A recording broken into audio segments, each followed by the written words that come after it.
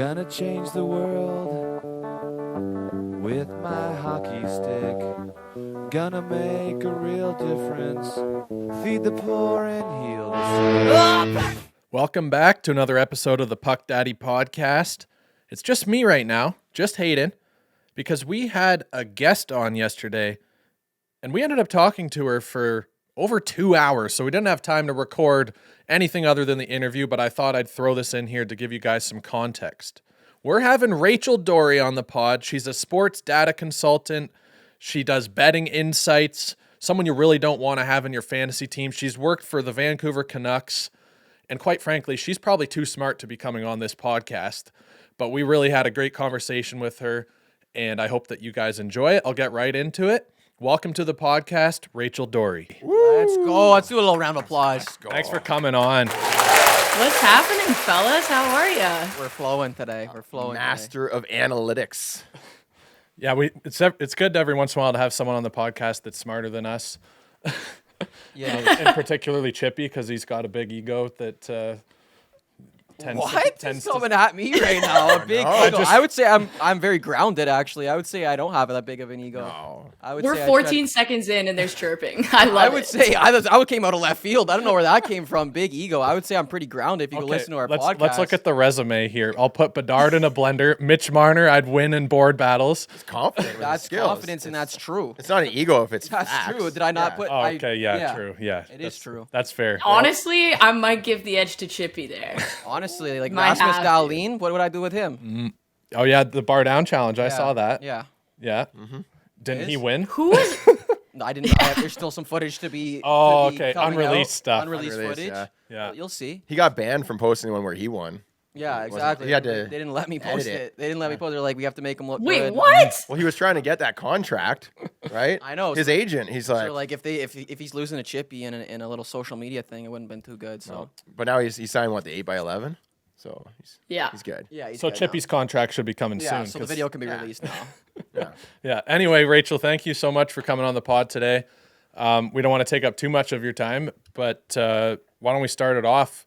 How did you get into, of all things, hockey stats, data consultant, all that stuff? Yeah, we need a quick breakdown for all the listeners who are not familiar with Yeah, you. just- Like, who are you and what do you do? Yes.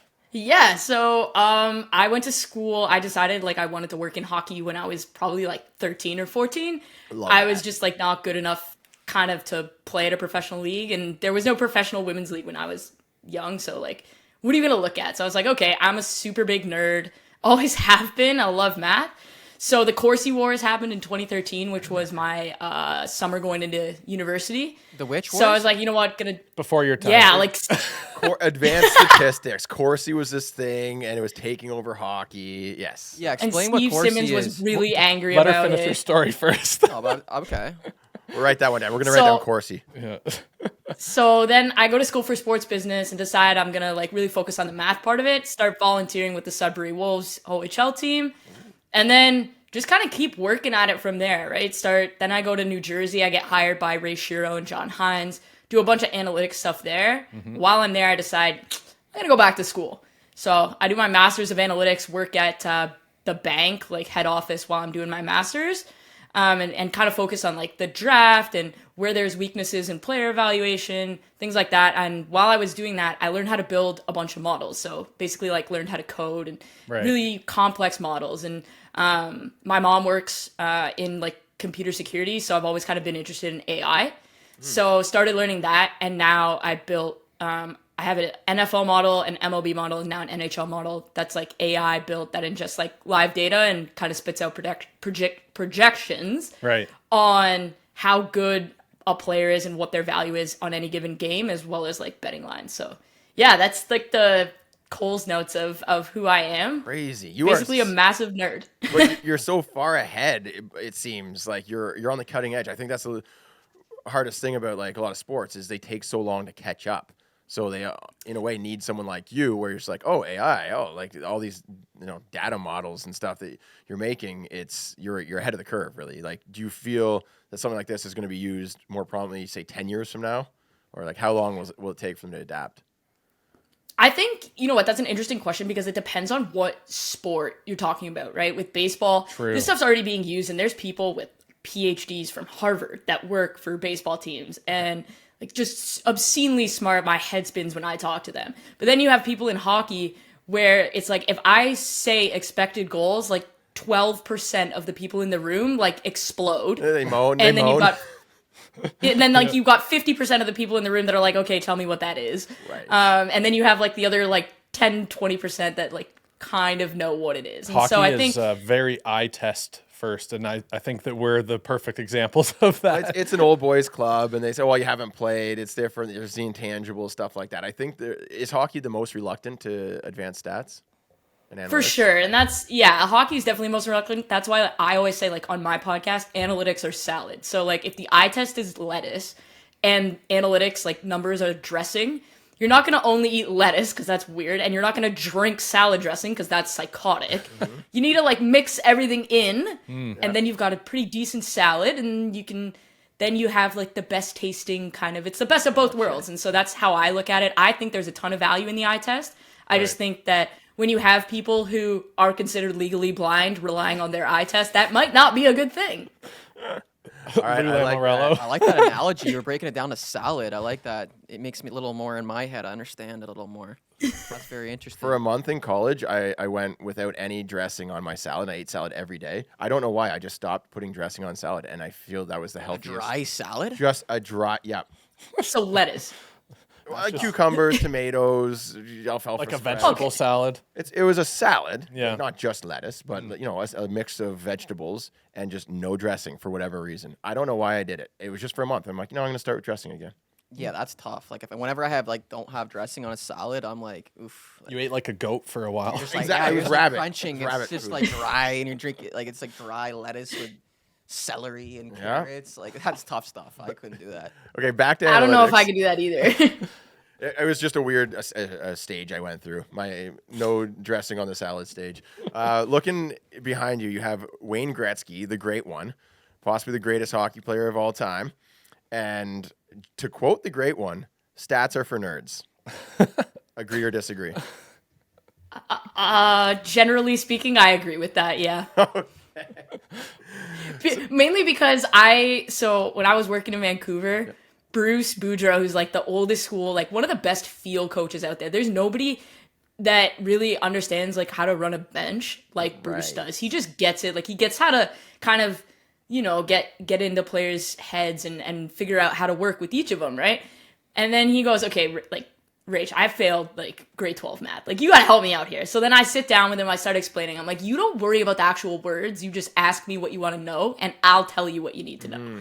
And so then he started to actually like understand if your expected goals are higher, it means you're creating more scoring chances. And so that's all. I was like, you don't have to use the word expected goals. You just have to know kind of what it means. So stats are for nerds, but if you make it so that the non-nerds can actually use it, then it can be super useful because Bruce Boudreau is not going to say expected goals, but if you tell Bruce, that guy gives up 8 scoring chances, but he creates 13, he's like, okay, well, that guy's got to play then. Gotcha. Right. So what would you say is the most useful thing for teams with these stats? Like what would they use these stats for? I would say if you're using stats, it really should just be to augment like how you're evaluating your players, right? So after every game, like an NHL coach will be like 1 to 5, how did these players perform? Right. Right? And it's like, okay, maybe you think this guy sucks because he missed like 5 or 6 scoring chances kind of thing, or he like turned the puck over once and it led to a goal against. Obviously, like not great. But then it turns out that like from a numbers perspective, he actually dominated the game, and it was just like the one bad turnover that sticks in your head. You guys, like we're all kind of from the Toronto Jake area. Gardner. Jake Gardner. Yeah, that's my buddy. I remember my buddies telling me Corsi stats in 2015, telling me Gardner is this insane player, and for me it was the eye test. I'm looking at him, I'm like, I don't know. So I guess that's where there's a little bit of discrepancy. The eye test we were talking about, the stats. Yeah, when it comes balance to Yeah. on them. when it comes to stats, I've like in my understanding, the numbers can be used to show both positives and negatives of any given player if you're just looking at the numbers. But am I wrong in saying that when you create a model, it's designed to eliminate that bias? Is that right? Or can you elaborate on what the difference between a model and just like using stats to say like the Leafs should trade Nylander or the Leafs should keep Nylander. Like, like you could show both They sides. should not trade him. No. I know. I hope they don't. Yeah, no, that's actually a pretty solid explanation of it, right? I can cherry pick any stat to make anybody look good or bad. It's really easy to do that. And like in Vancouver a couple of seasons ago, it was JT Miller. Oh, the guy has 99 points. He must be incredible. And it's like, yeah, but he also plays 80 feet of the 200. So what are you doing there, right? So if you just want to cherry pick a stat, you can make anybody look good or bad depending on what narrative you want to fit. But when you're building a model, at least the model that I built, it's more about overall player value. So it takes everything, the good, the bad, the ugly, the really pretty, and kind of mashes it all together and gives you kind of a snapshot of, does the good or the really good outweigh the bad or the really bad, and kind of tells you this is where this player ranks based on the total package of his game. Right. As opposed to, hey, look at that stat. Okay, so you've probably been playing with this model quite a bit, testing it. You want to battle test it, see if it works. What kind of interesting information have you pulled out from it? What's kind of really stood out to you about it? Yeah, one of the things I've been really trying to do is quantify defense, because that's something that is really, really difficult to do without any sort of like tracking or accurate statistics kind of thing. But what I found was the best players, whether they're good defensively or not, the best players come out in the model. So when I built this model, it looked like Kevin from Up, like that Disney movie. And of course, like the top 3 players are McDavid, Draisaitl, Makar. And I'm like, okay, like that checks out. Yeah, that checks out. I'd say Yeah, so. you want your model to do that. You're like, oh, it's working. Right? Right. And then it'll tell me like, okay, these players, what I could do is like I import their salary, what they're being paid, and it'll tell me how they're performing relative to their salary. So in any given game, are they performing like above or below their salary? So probably the most interesting thing I've learned that stands out is I'm able to now tell if a player is performing consistently to where they should expect to be performing based on their contract kind of thing. So Right. you can say like who's consistent, who's inconsistent. And that's really helpful because you can go into a contract negotiation and say, you're volatile as hell. Like I can't trust you. Right. So is your Crazy. evaluation and your model based on the percentage of salary cap instead of the actual dollar value then? In case, Yes. because when the salary cap goes up, that'll change. Smart Hayden over here. Hayden's a coder This guy too. knows. He knows. No, he's made some models too himself. Could you plot Patrick Laine's performance based on how much time he was playing Fortnite? Is that possible? Was there a correlation Did you there? see Fortnite up, performance down? That's, I mean, you don't need a rocket scientist to like correlate those two things, but like Patrick Laine, Oli Uelevi, there's a couple of other prospects that are known for loving Fortnite. Yeah. Have you guys played that game? I've never played it, but I keep seeing these dances everywhere. I was like obsessed with that game. Oh, really? Like Chippy What's his Fortnite. news? Oh my 20 god. I was like, that's my favorite game I've ever played in the history of like my Really? entire existence. Yeah. Oh, I thought you were a Modern Warfare guy. I played it all. I was a gamer. Oh, I love I used to be a COD. gamer. I used to be I in love COD. Which one's your favorite? Which COD? So I was not a big, I'm still not a big video game person, but growing up, Modern Warfare 2, MW2. I loved it because I have a younger brother, and at the time he was like 7 or 8 years old, and it was the only person I could beat at a video game. So we would just go 1v1, and I would just nuke him, What and are he would siblings hate for, me. right? Yeah. Exactly. And then now I simply will not play with him because he has like professional video gaming friends. So now he just like kicks butt. Yeah. Yeah. Yeah. Avoid that at all costs for sure. Yeah. You can walk it on top. But no, right? Modern Warfare 2 was sick. I was like a Black Ops 1 guy. I never played MW2. It was mostly Black Ops 1 and then Black Ops 2. I remember Black that Ops one 3. map with the MW3 buses in the little subdivision. Nuketown? I think that Nuketown. was it. Yeah. Nuketown. Yeah, that was Black Ops 1. That was Nuketown shredding it out there. That was the only one that I ever really played because at that time I was old enough that my parents were like, okay, yeah, you can play at friends' houses. Yeah, I literally Black didn't Ops 1 have was like the first time I could actually like play the game. My dad was like, "I'm gonna buy this for you," and then my mom was like, "No, you're not playing this game. Like it's too violent." Right. Rachel, I have a very. See, now Oh, sorry, go ahead. I just bought a PS5 for like content. PS5. And Wait, what content? so, well, because like we're doing, I've never played NHL. like in my life. I've never played NHL except for when I was like 3 years old. I had a PS1, which doesn't even count at this point because I'm like 27 years old. So we bought a PS5, and my co-host Mike is gonna teach me how to play NHL, and he's like, we're taking bets, the over-under it, like how long until I throw a controller, because apparently it's super frustrating. Yeah, good luck with the total controls. I've seen Nasher's videos, and if he's struggling, I don't even want to pick up a controller.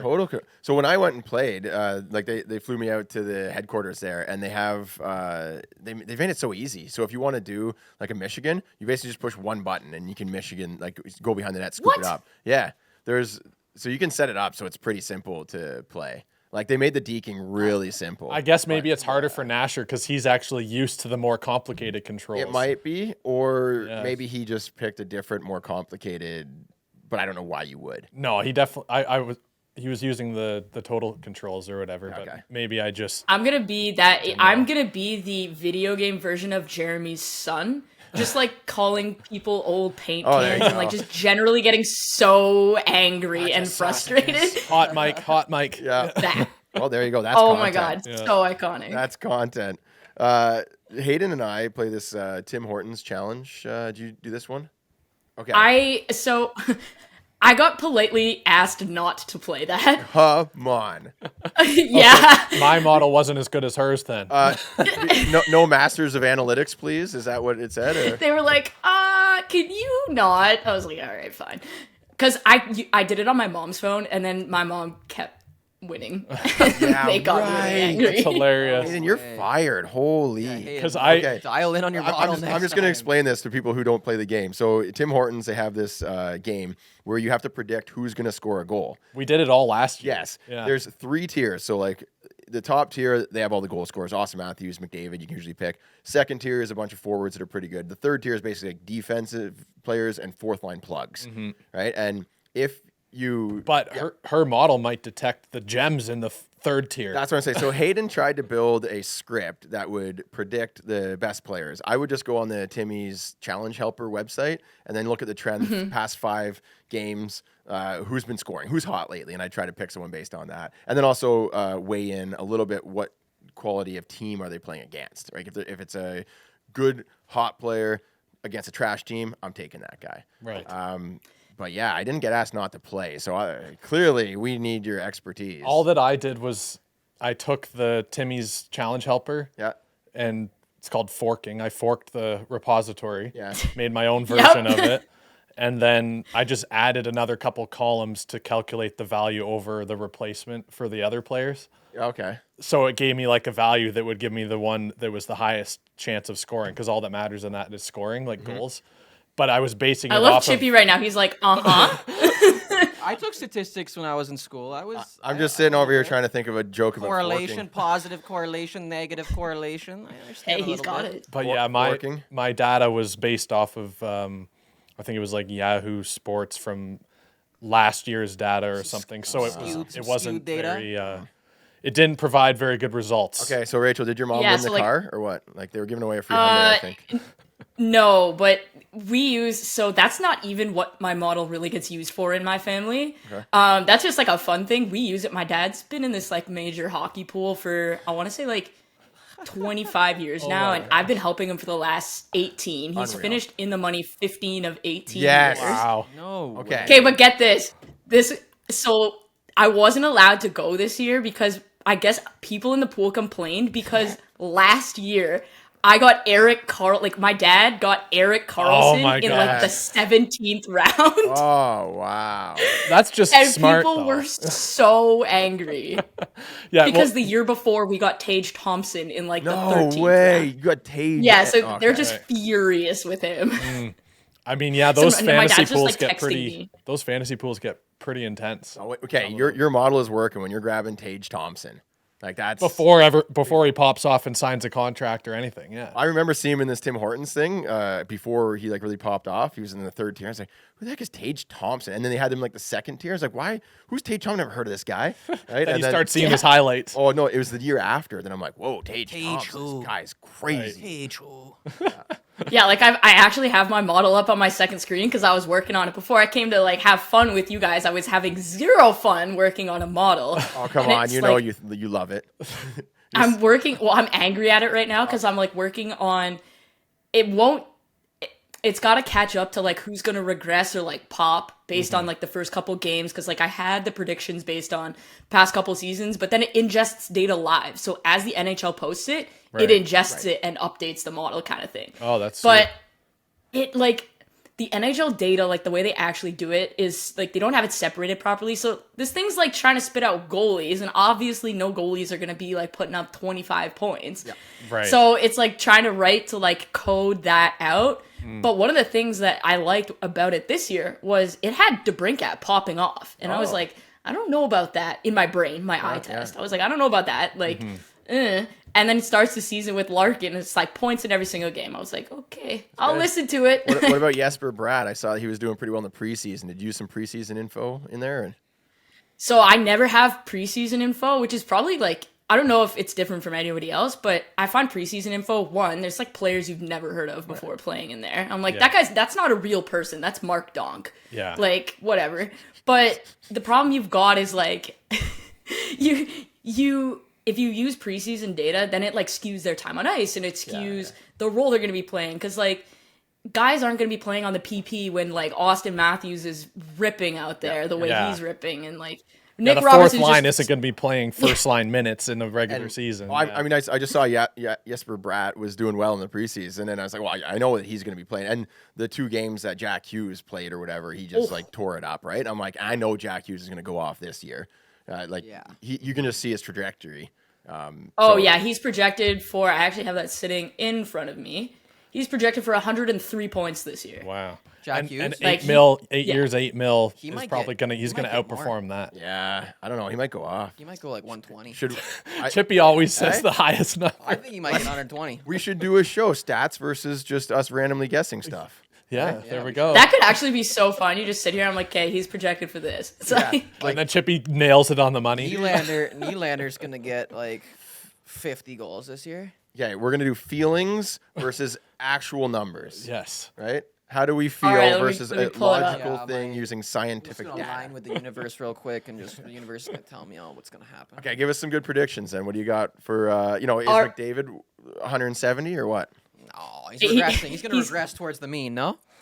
look at that. 169.2 points. Yes. Oh my 169. No chance. Yeah, he No could. chance. You know what? He's projected to get over 100 assists this year, which is like actually ridiculous to think about. That's insane. I'm saying 130. Here's the thing. See, How can you I say think it'll 130 for regress down. McDavid and 120 for Jack Hughes?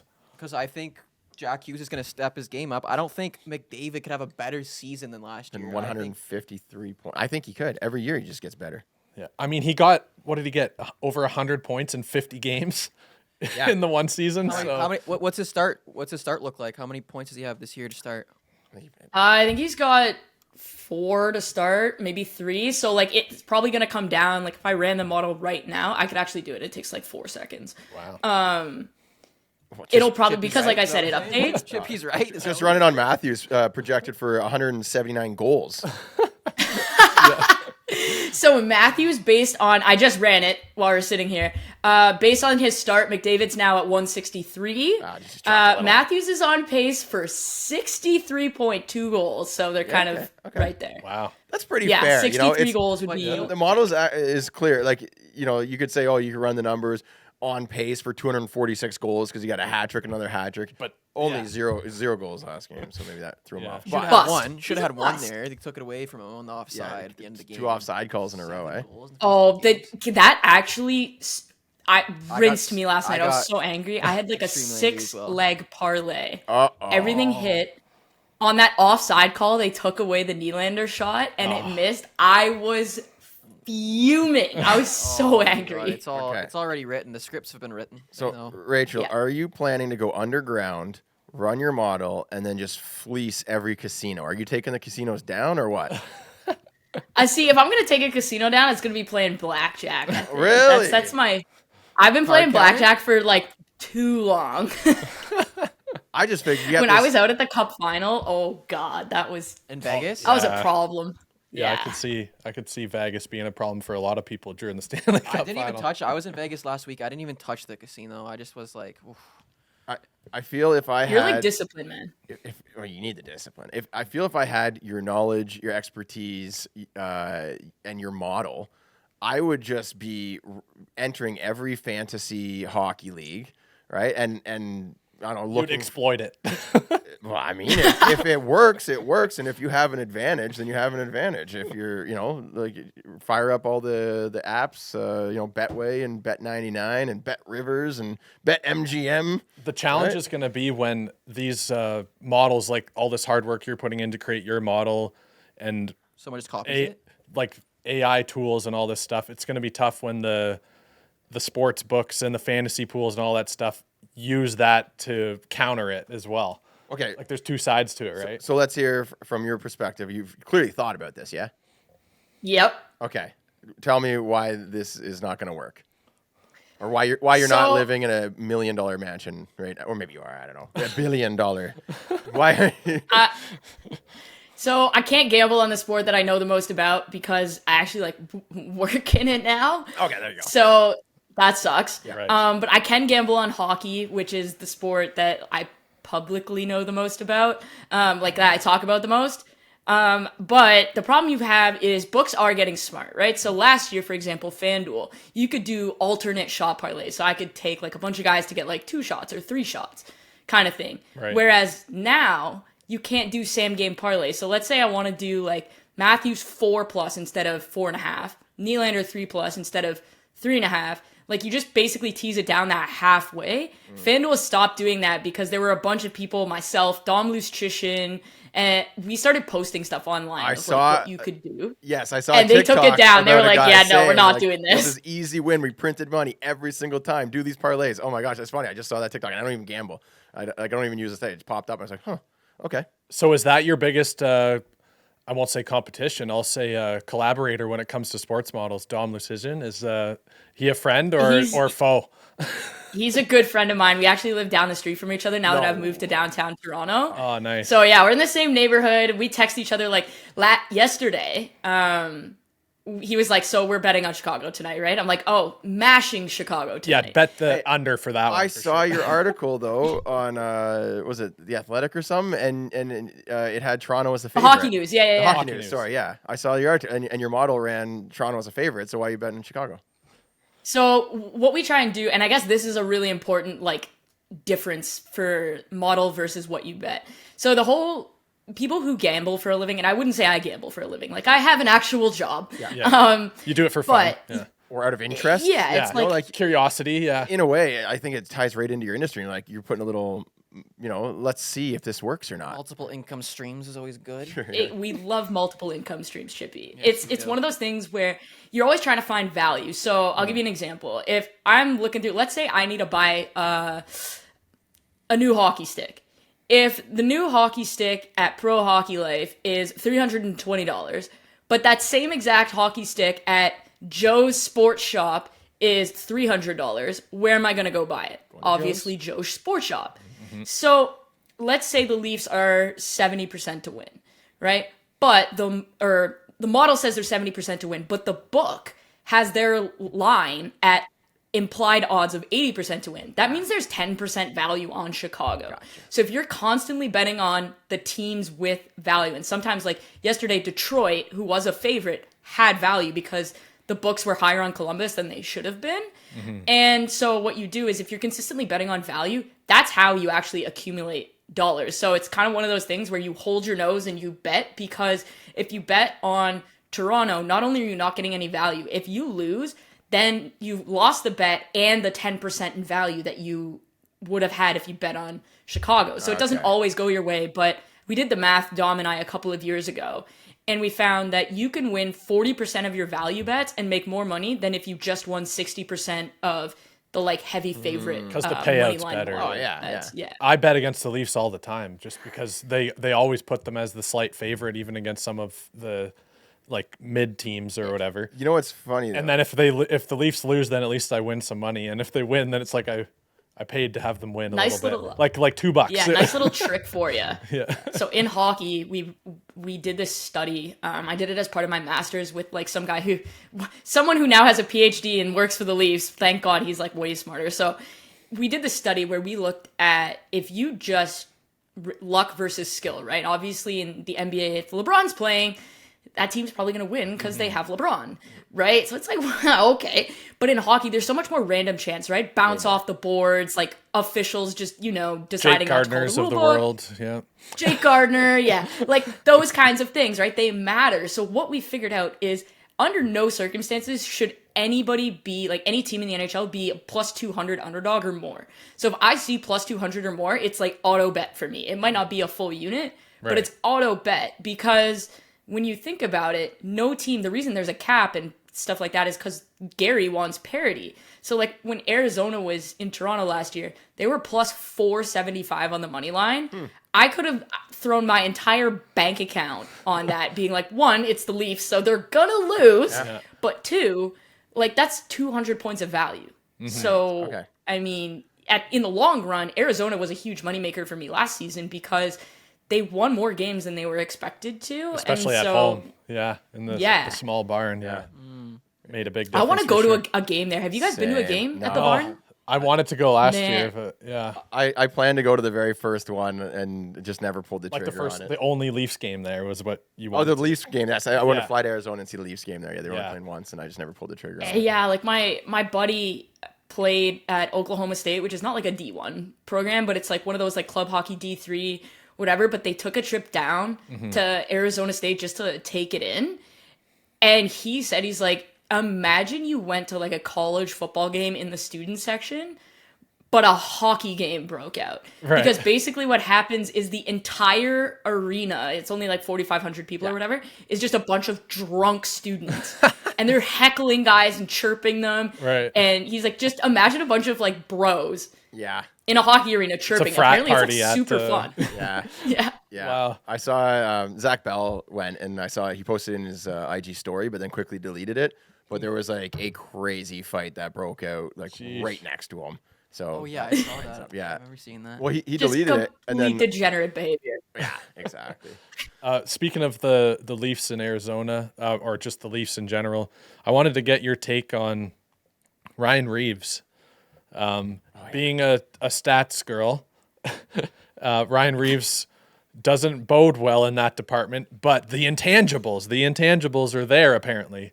And the Leafs are doing okay so far. So what's your take on Ryan Reeves? I'm just gonna hop in real quick. I saw Mark Mathot on Twitter. Yeah. And basically he's like, I have such a problem with people talking about Reeves that have never even like laced up the skates. Right. And he's like, ask Marner and Matthews how they feel about him having him on the team. Oh, right. Like if the captain and assistant captain love him, why are we talking? like that yeah, kind ask of the thing. boys on the team how are they liking it. So Right.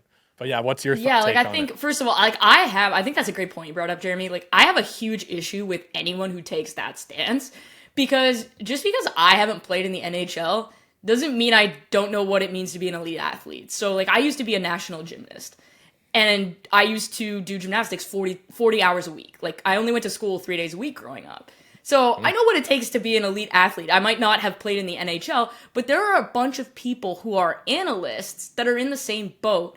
They stayed in sports, working in sports because they were likely an elite athlete at some point in their life. So they have an understanding of what it takes to be on a team and the intangibles of being a good teammate and things like that, right? And so I don't necessarily buy this whole, like, you have to play in the NHL to be able to have an opinion. Like, that's a very narrow-minded way of looking at things. The old and I boys think- club. trust Yeah. me, I get Yeah. the same response every once in a while. Who are you to teach someone how to skate when you never even played pro? Like, where Yeah. did you play? Where did you So play? Scotty right? Bowman didn't play a single NHL game is my verbatim response. And Daryl Belfry never played pro hockey, and yet his client list includes Austin Matthews, Patrick Kane, Daryl Matt Belfry Barzell, is- Charlie McAvoy. Like, are we going to sit here and say that guy doesn't know what he's doing? Jeremy and I went to one of his coaching conferences, and it was like I used felt to like work for him, I yeah. wanted to Oh. go as a coach, Yeah. like with Jeremy, and be like, okay, I'm going to soak it all in so that I can like help teach in videos and stuff. But I ended up just feeling like a player, like, oh, I have to try this in my men's team.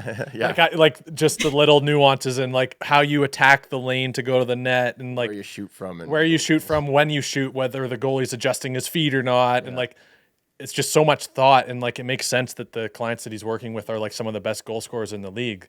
right? Like, Yeah, you look at it, and so I worked with Daryl this summer after Matthews' rookie season when Matthews remade his shot, and so like I was on the ice pretty much like all the time when that was going on, and like you see things and the stuff that Daryl would say, I'm like, there are like probably 90% of players in the NHL do not think like this. Like it's you don't have to have played to understand hockey at an elite level, and so for where Ryan Reeves is concerned, I think generally speaking, and generally in the sense of like the enforcer role, I think that's largely gone away because with how valuable salaries are and how valuable ice time is, you can't only be an enforcer. You have to be able to be efficient in other areas of the game. Having said that, Ryan Reeves has kind of made a living being able to do that. First of all, he is a gigantor. He basically looks like Thor on any given night. Big boy. And when you think about it, he can get around the ice. He lays hits. He isn't afraid to kind of mix it up. And with the whole like momentum thing, there's a difference between a staged fight, which causes no momentum whatsoever, and something that happens organically. And I'm thinking of the Frederick Goudreau, Marcus Foligno type of situation where he lays a massive hit. It was a clean hit. I think I love that physicality. I think the Leafs have been missing that. And immediately drops the gloves with Foligno. That's right after that fight, there was a tangible shift in momentum, and it directly led to Leafs goals like within a few minutes. And it was that the tide turned right there. And I'm not saying that it always happens, but when there are instances in a game where it's not like, hey, Revo, just go get in a fight and try and fire up the boys. like the goon That's mentality. But if something happens organically, like boom, I lay a massive hit, fire up the boys, and then I'm getting in a fight and absolutely pounding a guy, like that's gonna get the boys fired up. And so they're standing there cheering. They're standing and cheering, right? True, yeah. And I think there is something to be said, although I don't buy into it completely, and certainly not with most other enforcers, there is something to be said for Ryan Reeves. You are just simply not going to do certain things if you know that you're going to have to answer for it. So like yesterday in the Chicago game, they're like, oh, Corey Perry pointed to the sky. Like, shouldn't Ryan Reeves be out there? And it's like, that's not what we're talking about. We're not talking about a goal celebration. We're talking about in the playoffs when Sam Bennett rips Matthew Nyes down by his neck. Yes. I'm sorry, but you're not doing that if Ryan Reeves is out there and you're going to have to answer to him. So I think there are some intangibles, and Ryan Reeves is still like, he's not an elite hockey player by any sense of the imagination in terms of like lineups, but what he brings is important because when you combine it with Tyler Bertuzzi, Max Domi, and the kids who are just ripping around, there is a more sense of kind of like, okay, we can do this because every single line has that, lack of a better word, pest on it that's going to be able to take care of business. A little bit of swagger, right?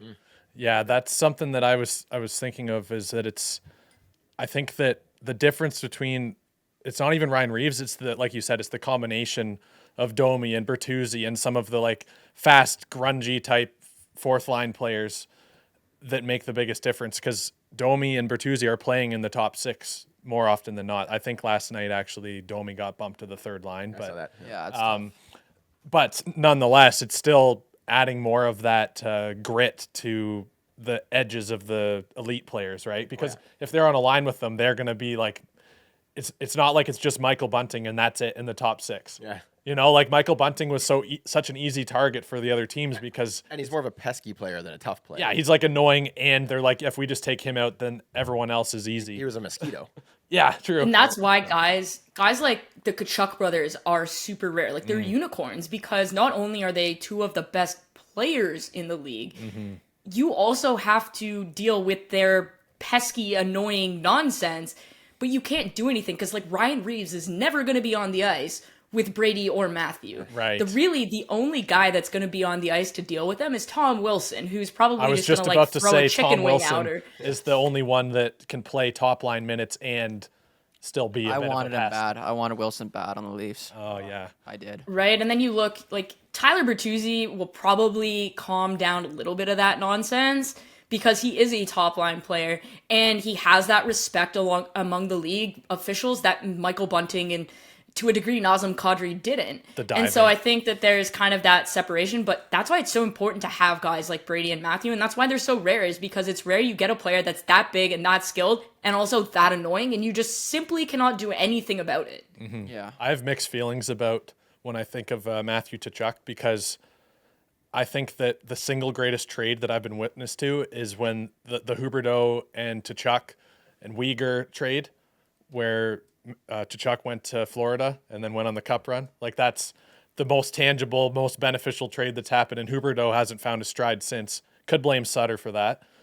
But I have mixed feelings about that, because now the GM that made that quote-unquote bad trade is Brad Treliving for the Maple Leafs. Yeah.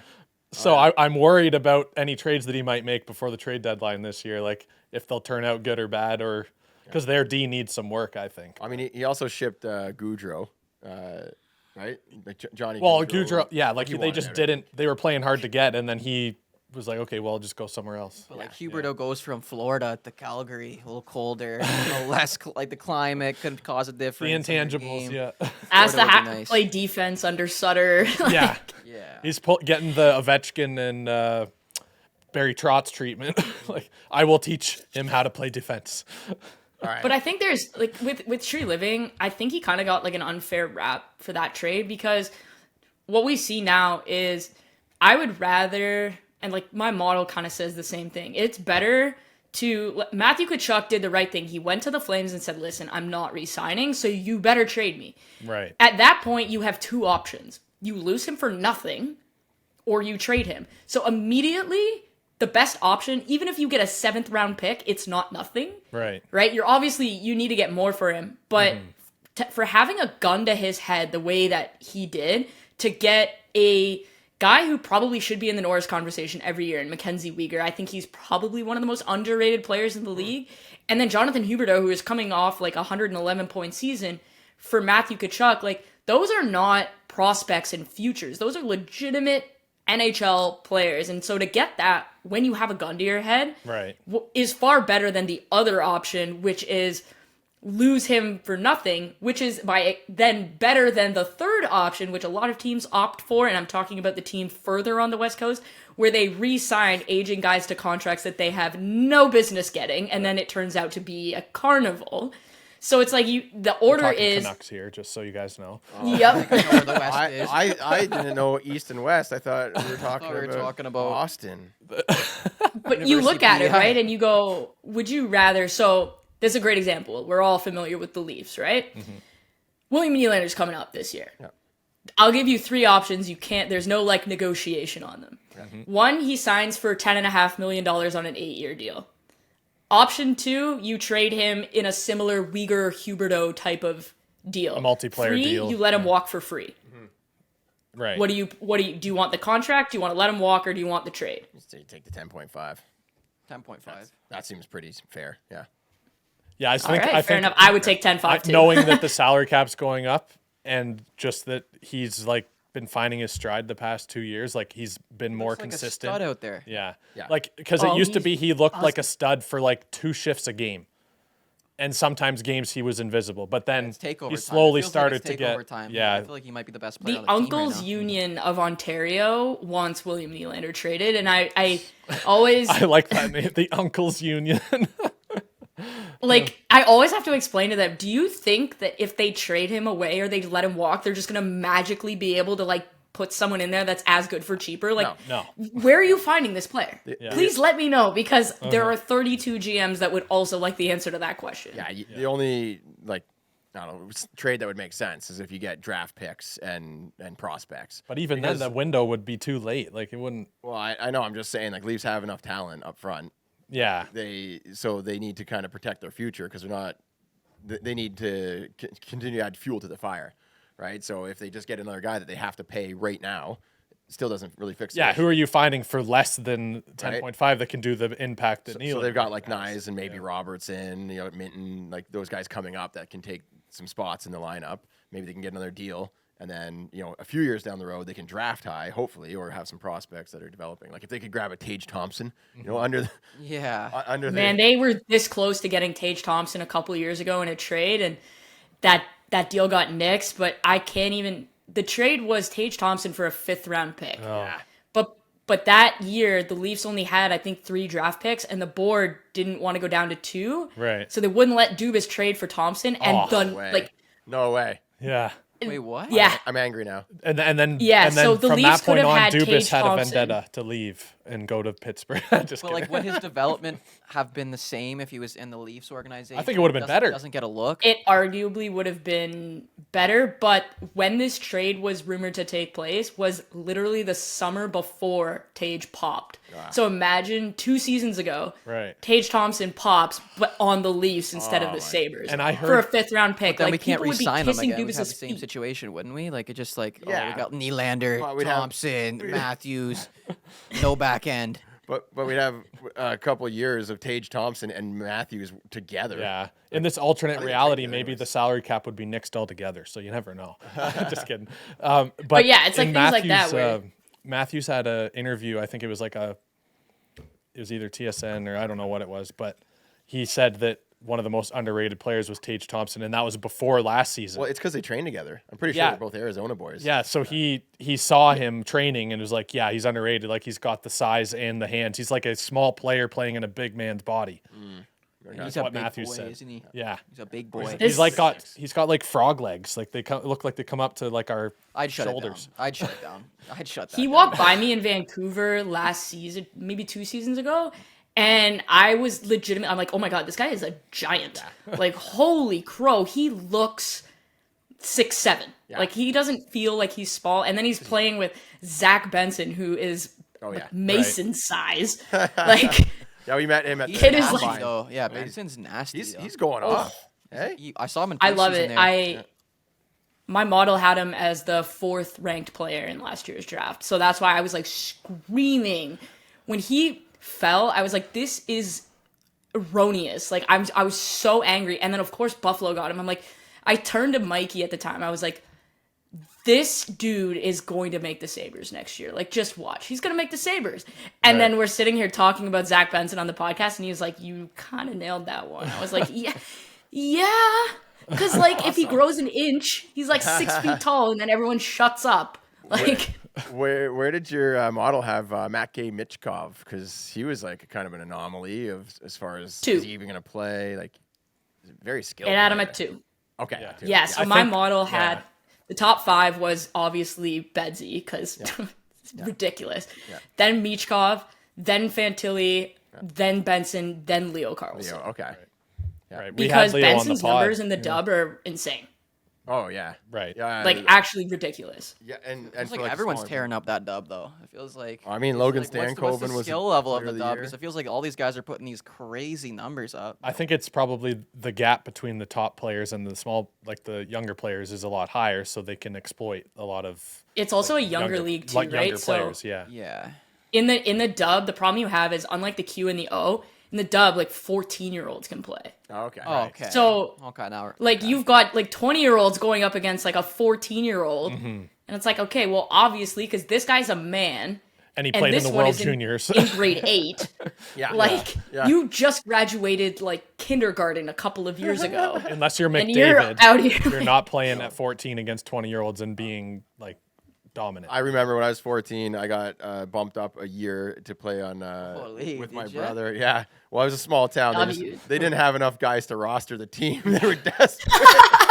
Yeah. I rode a lot of bench there though, but being 14 against like some 17 and 18-year-olds, I was like, holy, like these guys are shaving, and my voice was still squeaky, right? They Like, gave you a different dressing room just so you didn't pretty feel much, intimidated. yeah. I didn't hop in the shower, I'll tell you that much. Like, you know? I had to play on all the boys teams at school growing up, because they were like, oh, look, like an athlete, wow. Right. And it's like, okay, you're gonna play on the boys U20 soccer team, even though in grade 8 I was like 4'7". Yeah. Right. Yeah. So we were like the And same playing height against then. like 19-year-old boys. I'm like, yeah, this seems like a good idea. Yeah, Like, it's intimidating. I broke my ribs. I got body checked in the board by some guy. I think he was bigger than his dad, right? Some like Yeah, I know. 18-year-old comes in here. Well, they got He didn't even shave. Like he has beard coming out the bottom of his cage. Yeah, I dealt with that too as well. Just gotta throw the I hip was playing checks, against some big boys. Yeah. yeah. Chibi, how tall are you? Well, don't exploit the guy like that. I'm just kidding. 6'4". 5'12". 5'9.5". That's an Okay, honest so yeah, answer, like I'd you. say, yeah. Yeah, I feel like if you're, It's a solid height. if you It's would a- have said I love the 5'4", height. I'd be like, oh 5'9.5" man, like is you a might be great shorter than me. But you No, I have a would- great as like height. I think in today's game where it's like going towards the skill players, especially in the junior leagues, you don't have to be 6 feet tall. Like you can be basically 5'7" and up, and you're fine if you have high end skill. And so Which I did. I think that's one of the things where Logan Stankoven, like you mentioned, Jeremy, like the reason that guy went in the second round was because he was 5'8". Well, now he's 5'10". He's also just finished up like 100 and some odd points in the dub, and now he looks fantastic in preseason games and in the AHL. Like this guy's gonna be a star. Oh yeah. And it's because he grew 2 inches. Lane Hudson, who I'm sure all of you know, the big question in his draft year was, what happens if he doesn't grow? Well, he grew 2.5 inches last year, and now he's almost 5'11". So now we're talking about an entirely different defenseman who's also like disgustingly skilled. Yeah. You don't have to be that big anymore because it's Yeah. not everyone's that big, right? That's why Zach Yeah, Benson's I'm the size of a big Bedsy. success. I'm Bedsy height. And Yeah, skilled. see, look how good you're basically close. Bedsy is what we're getting Yeah, at. yeah, pretty much. I mean, You beat him in the. I beat him in the crossbar. Like we tied. We tied. tied, yeah. I let him win. When we look at the footage, though, that one shot did count. So Yeah, well, did you not see him going, holy? yeah. Well, I What a mean, release. You saw him say that. I He was know. like, that's incredible. So, impressed. yeah, like I was Well, that's I a was smaller compliment. back in the day. I mean, but I grew a little bit. It's been interesting watching. Let's talk about Bedsy for a little bit. Might as well. Everyone else is. It was interesting, or it has been interesting watching his first few games. I think I've watched bits and pieces of every game. I watched the whole first game and then the whole game against the Leafs Yeah, last I've only night. saw the one last night, like the full game. Yeah, it was interesting seeing his dad.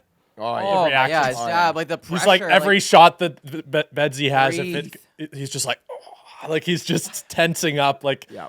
Well, the world pressure, depends on the him. He just- pressure on this kid. Man. Yeah. Oh, Like, yeah. he's got to come in here and change the entire organization. He's got to be the face of the league every interview. Coach Chip's making videos about him. He's talking like, on the bench. He's got interviews He's got- mid-game on he's the got bench. mic- mic'd up. They got him mic'd up, and they're posting his mic'd up. Like it's crazy. Like Yeah. Honestly, just- when they were showing him Saturday night against, because they got a box in Montreal, they were showing his dad Saturday night, and then they would pan to like Bedsy, and then they go back to his dad. And the whole time I'm like, this is literally this is a Chippy skit. Like he's know, gonna, some people are there's gonna commenting be that. a freaking TikTok, and you're just gonna be Bedsy's dad, and then it'll just be like, Dad, calm down, and you just have the dad just no, ripping what? it. That's happening. Hey, That's happening tonight. Let's film it. I'll be the dad. I'll be the dad. just relax. Yeah. Dad, just relax. But But he was like elbowing. So my family has season seats in Toronto, and like we don't go to a ton of games. They're usually for like business clients and stuff like that. But my cousin went and sitting like a couple rows above Bedard's family. She said that Bedsy's dad for like the first period was just elbowing the guy beside him because he was so fired up. Second period comes around, he has to sit on his hands because he keeps elbowing the my person gosh. beside him. The guys beside And him's like, everyone's wearing a dude, I have a freaking beer in suit." my hand. Stop elbowing me. that's It's like, this was hilarious. $22. Yeah. That's hilarious. I just paid $30 for these 2 beers. Come on. Really? Yeah, yeah exactly. Like, what? What? My son's playing. Oh my god. Yeah. We're all just waiting for the toe drag release. I know. He scored a I'm wraparound. He got a wraparound goal. waiting for him. Yeah, he almost had one last night. A couple. did. He almost. He's averaging like, he's getting like 4 or 5 shots a game, it Yeah, seems they're gonna like. start going in. They're gonna So start. he's gonna bury. He's just figuring out the goalies, I think. Yep. We were When- talking about when that actually I- on the last episode a bit. Yeah. When his line opened against Pittsburgh at 2.5 shots, I put it in our like group chat. I was like, this is hitting in the first period. Right. So and then I went to a sports book that allows me to bet like 4, 5, 6, and I was just like mash, mash, mash, like just betting. Especially in big the time, first and I was like, game, because like you know he's Oh my coming out God. hot. Like Oh, he's shooting everything. He's shooting everything. Which he's which is why hit we love that him. line in the second or first period of every game he's played so That's far. crazy. Like it's just an automatic bet for me. Even the other day, his line was minus 200 for 4 shots, and I was like, I don't even care. And then Yeah. he hit it in the first minute of the second period. I was like, see, this is an automatic bet for me. yeah, yeah. No, that just is like a easy I taught him well. decision. I did tell. I taught him very well. I taught him how to Toe shoot that drag thing. release. I taught him well. I My did. biggest surprise is that they've had 28 minutes of power play time and have not scored once. How is he not? They got one last night, I think. against us, didn't they? Yeah, they got one last night. They got one. Okay. Yeah. So it must have But been. it wasn't But- even him. Like, it No, wasn't no, even not him. there. It was But the their penalty P2. kill has been really good too. Somehow. They said on the broadcast last night they had one of the top penalty kills so far. Okay. And I'm like, what Well, the hell? that'll change. Yeah, I'm like, yeah, that's not going to last long, but still funny. I was expecting for Bedard's style of play to obviously work the best. He's an east to west type of guy. When he can set up in the offensive zone and just, move people out of the way and find lanes, and he's so smart with like moving the puck. I figured that's where he's really gonna Right. feast. So it's just surprising that it took so long. But was it his line or? No, I don't think so. Or if it was, No, it was PP2. Yeah, I think. Okay. I But I think think he with had just got off the ice, and then So what I noticed is after I think they had a few power play opportunities, and then might have been the third one. They started their second unit. They started their second power Oh, play I unit. saw that. I was like, what is going on right now? Oh, that's What are you doing? weird. Like, get this guy going. Get this guy flowing. I was like, are they just trying to tire out Matthews and Marner? Because Leafs are now using Matthews and Marner as their PK unit. Yeah. So maybe they're trying to okay, tire Matthews and Marner, then get Bedsy out there. Well, I've seen the Leafs do that sometimes. If like say Matthews and Marner just finished a shift, and it's like they only had a little bit, they'll let them Right. start it, and then the first possession change, they switch. Well, I think we could just say they were like 0 for 28 minutes with power play. They're probably like, maybe we should try something. something Maybe we should switch it up a bit. Maybe That's me what I being an thought. NHL coach caliber, like that's probably what was going through his head. As leave I know it's Bedsy hard. out. You guys don't understand what's going on in an NHL leave Bedsy out bench. for the full 2 I do minutes. understand. Probably was like, ooh, we're 0 for about 28 minutes worth of power play. Let me tell you what happened. Start the other unit. You go back and watch the video. It looked like the Leafs were on the power play. It did. I remember. I thought that yes. I double checked the scoreboard because I was like, Matthews has had the puck for like 30 seconds. Yeah. So what's going on here? Yeah, they just Pappy they got wants the that puck, thing on they his stick. controlled it, they were passing, they were moving up the ice and making nice passes through the lane. Then they set up in the Chicago zone and were moving the puck around. Yeah. And then I know, yeah. And then after a while they're like, They're wait, gonna get burned doing that this year. no, though. but- They're gonna be like trying to turnover 4-on-2. here's the thing Sheldon though. Keefe's gonna have like a heart attack on the bench, just they losing dialed his it back. mind. Yeah. After they set up and they're like, wait, this is kind of ridiculous. And then they just skated out of the zone and went back and regrouped and tried to kill some time off the clock. Yeah, and then they got the puck down again, and Matthews was racing, and then you see him like, oh yeah, I'm on the penalty kill, and he just books it to the bench. He's like, I got to get off now. Yeah. So starting their PP2 did not work for them. Yeah. It's been I funny think- watching Chicago. I just wanted to say, because I never noticed any third or fourth line players on any other team.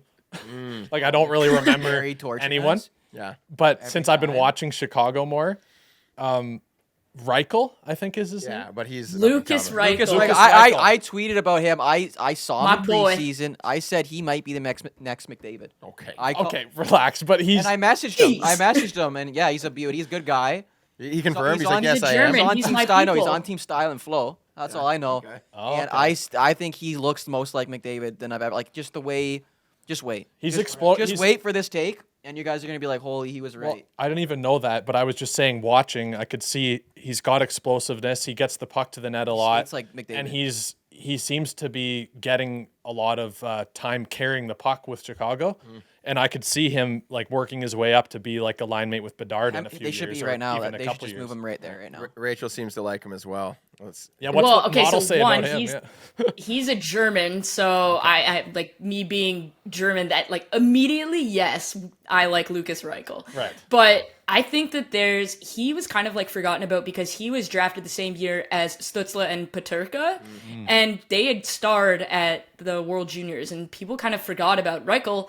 And I was like, okay, he's not going to be better than Stützle, but he's probably going to be better than Peterka. Be a regular And Peterka's NHLer. more like an engine, right? He's just a motor. He's buzzing around, constant, high motor, work rate's incredible. Whereas Reichel, kind of like Chippy was just saying, he has that speed, he's got that skill. He just hasn't put it all together. And I think once he starts to put it all together, him, Korchinski, and Bedsy on the power play in Chicago for the next, God knows how long is going to be pretty gross. It's their ability to do that. And Reichel can play the wing or center. So it's kind of one of those things where it's where do you want to develop him? Because you've got Oliver Moore, you've got Frank Nazar. They've got so many prospects coming. It's okay, do we figure out if this guy can play with Bedard? Because if he's smart enough, then that's a guy that can pass the puck and chase pucks and kind of win pucks back. You want to make sure that those guys have the puck. And so I like that. Like, I think he's a super underrated guy right now, probably because everyone's watching Chicago, and basically you might as well just put an ISO cam on Bedard because nobody's watching anyone else. Like, Chippy no did a skit about offense. that. It's Yeah. like, But, one like- camera, 2 cameras, 3 cameras. We want everything on Bedard.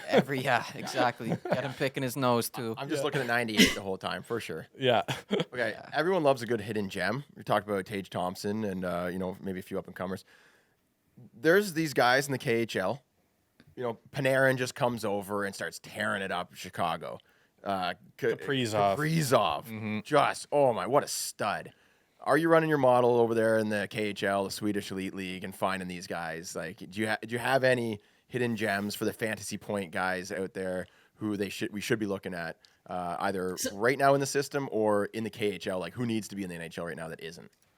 Yeah, so I actually there's a couple guys, not from a points perspective, like not a Kaprizov one, but there's a defenseman in the KHL who I legitimately, and I would rarely say this because the KHL numbers are not there to support it, but he is so far ahead, like outlier wise, that he broke my silly chart, and I had to like remake the chart because he broke it. He's a Carolina draft pick. His name's Alexander Nikishin. He is 6'4". He is unbelievable. So he's 6'4", like big defenseman, but he skates the puck well. His breakout passes are like just a chef's kiss. He's also nearly a point a game in the KHL. Okay. Wow. We need this guy As a on our team, defenseman. on the old paint cans. Yeah, is he recruiting? do we ever? Like, before anyone drafts him, can we get him on the old paint cans? We need a Yeah. defenseman. Oh my you god. imagine Do a we s- ever need a defenseman on the whole paint cans? Could you imagine a 6'6" defenseman that can move the puck and skate it out of the Cheers. zone? Skate? What's that? Victor Defenseman, Hedman. or I'm requesting a trade. Like holy. I'm actively searching, but I don't know if we Yeah, can match search. the salary of the KHL. Search.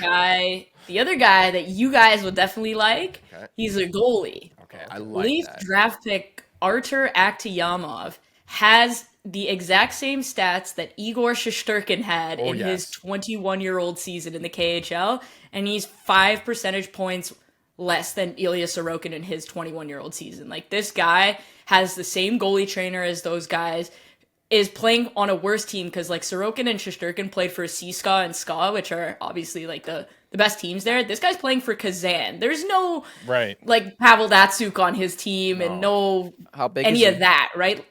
Pardon? How big is he? Like how tall? 6'2", I believe. Leaf So draft yeah, pick, you he's said? that right. Ideal height for a goalie is between like 6'1" and 6'4", so he's kind of right in there.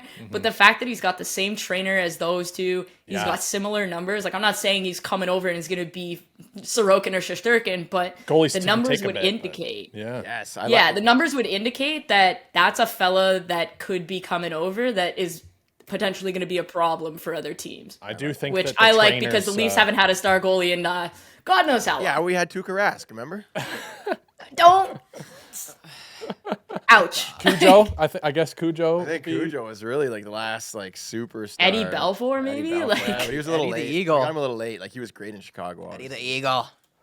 I mean, like, Freddie was good, but it's just like he's got Jake Gardner syndrome, right? Yeah. He's really consistent, really good, and then when you actually need him, it's just, I don't even know. Does- He's I just think Your Carolina's model- learning that the hard way. Does your model account for mental health and media pressure? Because no. And social media activity. Hayden has So a can theory we- that everyone just collapses in Toronto because they just can't stand it. So can I, like, it's not a rant per se, but from that perspective, I hear that all the time in hockey, and we talk about hockey players like they're the toughest athletes, and I think anyone who stands in front of a 100-mile-an-hour slap shot is like nails. Like, that's insane.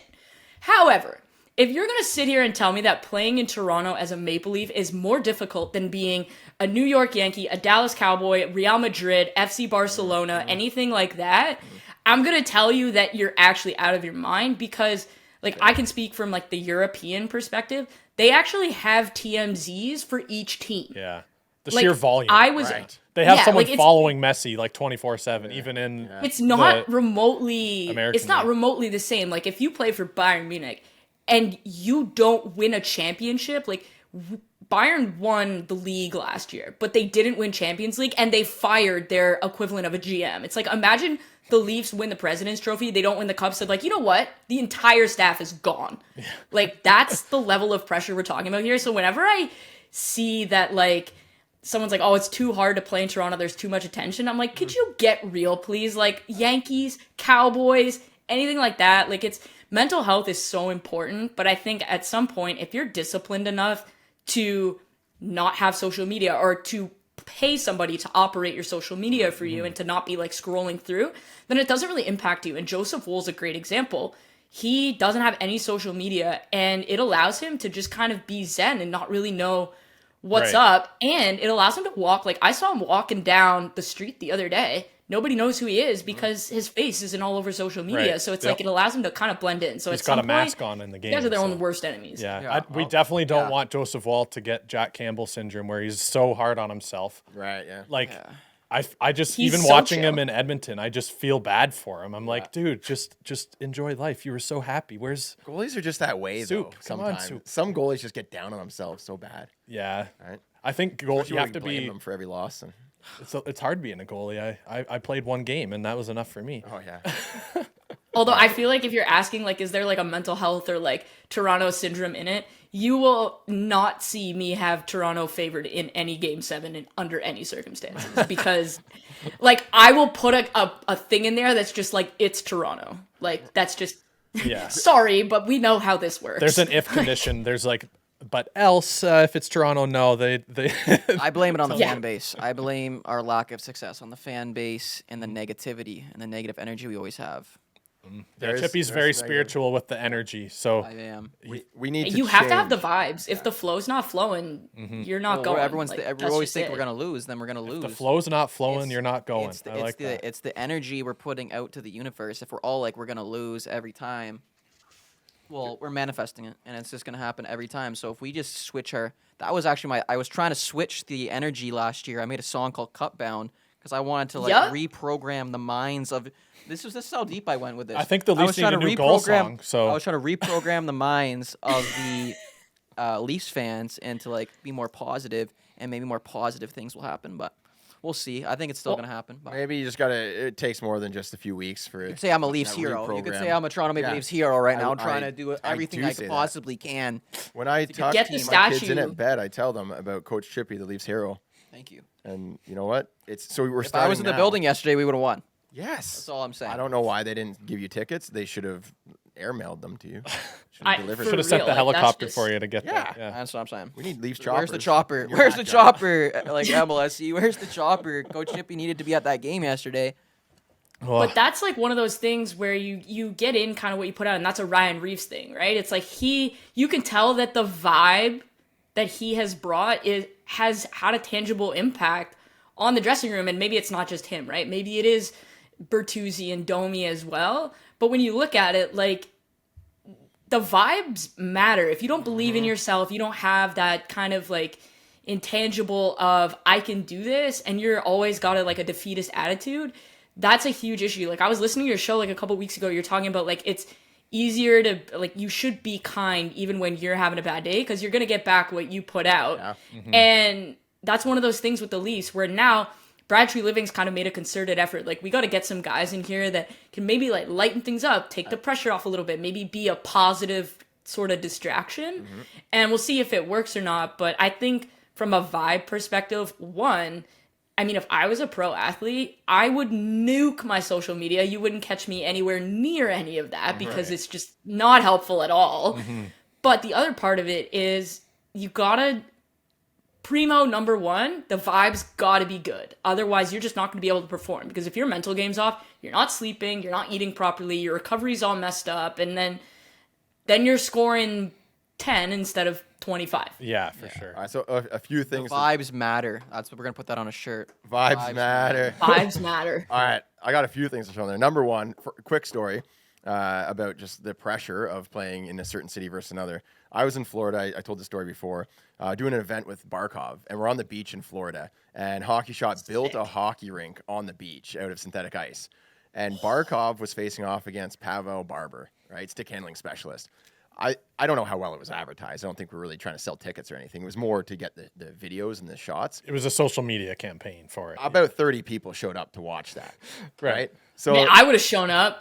Damn. that's what I'm saying. So The beach, hockey, NHL player, local NHL player, what you'd think it'd be packed. if the star player, like Yeah. Barkov was, and he is the star, but it's not like he had just came to the team and like no one knew about him. He was He's the been captain. there for a He long was the time. captain then, Yeah. right? So Barkov's on the beach facing off against Barber, and like a small amount of people came out. It wasn't crazy, like beach is packed, couldn't move, blah blah blah, right?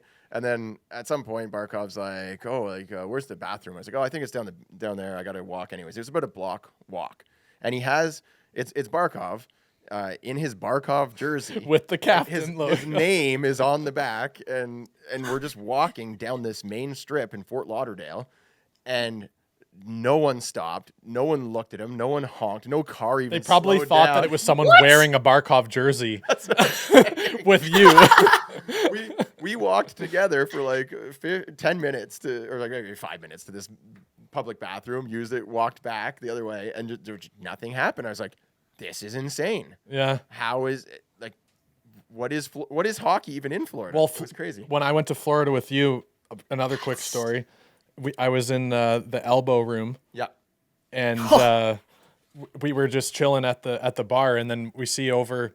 That's Fort Lauderdale as well. It's just like a little corner bar. Yeah, yeah, Yeah. And the Leafs had just played Florida. It's like game night, and Huberdeau just set the point record for the franchise, and him and Mike Hoffman walk in, and they're just chilling, talking with like whoever they came with, friends or whatever, and everyone's just enjoying the bar. It's like a small bar, no one's talking to them. So I go up and I'm just shooting the shit. Hi, I know about hockey. I was like, congrats on setting the point record tonight or whatever, and I was just chatting with him and Mike Hoffman primarily or whatever. I have a photo with them, but it's like, yeah, if you don't know hockey, you just don't know who they are. So You're on vacation from like Wisconsin. yeah, Right? You don't. Yeah, who? yeah. What's hockey? Meanwhile, Messi can't even go to the grocery store now without know, yeah. being I know. like accosted. We got people like somebody I saw on TikTok. Somebody was like they analyzed what was in his shopping basket and then like went and got all the same stuff because they want to eat like Messi. I'm like, you see, my God. that's crazy. Yes. Right. But if you can, like, Jeremy, you're talking about, like, with Barkov, or, like, even going to a bar where Huberdeau was, like, there is no chance that could happen here. Like, I live near the famous steakhouse in Toronto where the Leafs always go, and, like, they have to put them in the kind of, like, the upstairs back room because they'll be having dinner, and, like, someone will just walk up to Matthews and be like, oh, like, this is what I think of your game. And it's like, dude, Oh my god. it's freaking, like, Yeah, November. bonkers, Leave the yeah. guy alone. Like... Like Yeah. I don't know who you are, and I don't care degenerate. about your opinion. What do they say? I can't believe you didn't get another hat trick. I can't believe you scored, but the goal got called back. Oh my gosh! And then just talking Some about of the things that you see are just like absolutely wild in Toronto. Like people just think they have a license to do anything, and it's like, man, like yes, they play for the hockey team, but I don't come out and tell you how to do your job. Like Matthews is not going to show up at Canadian Tire and tell the cashier how to do their job. Yeah. So like maybe don't Maybe show up to enjoy a it. restaurant and tell You know, him how it's to do entertainment. his. Maybe just enjoy it. I got a great segue there. Speaking of Canadian Tire and the Leafs, my brother and randomly approaching people. My brother is one of those idiots. He was in college, back when he was in university, and I think he was in London. Where'd you get that gene from? I thought you grew up on a farm. Yeah. Just kidding.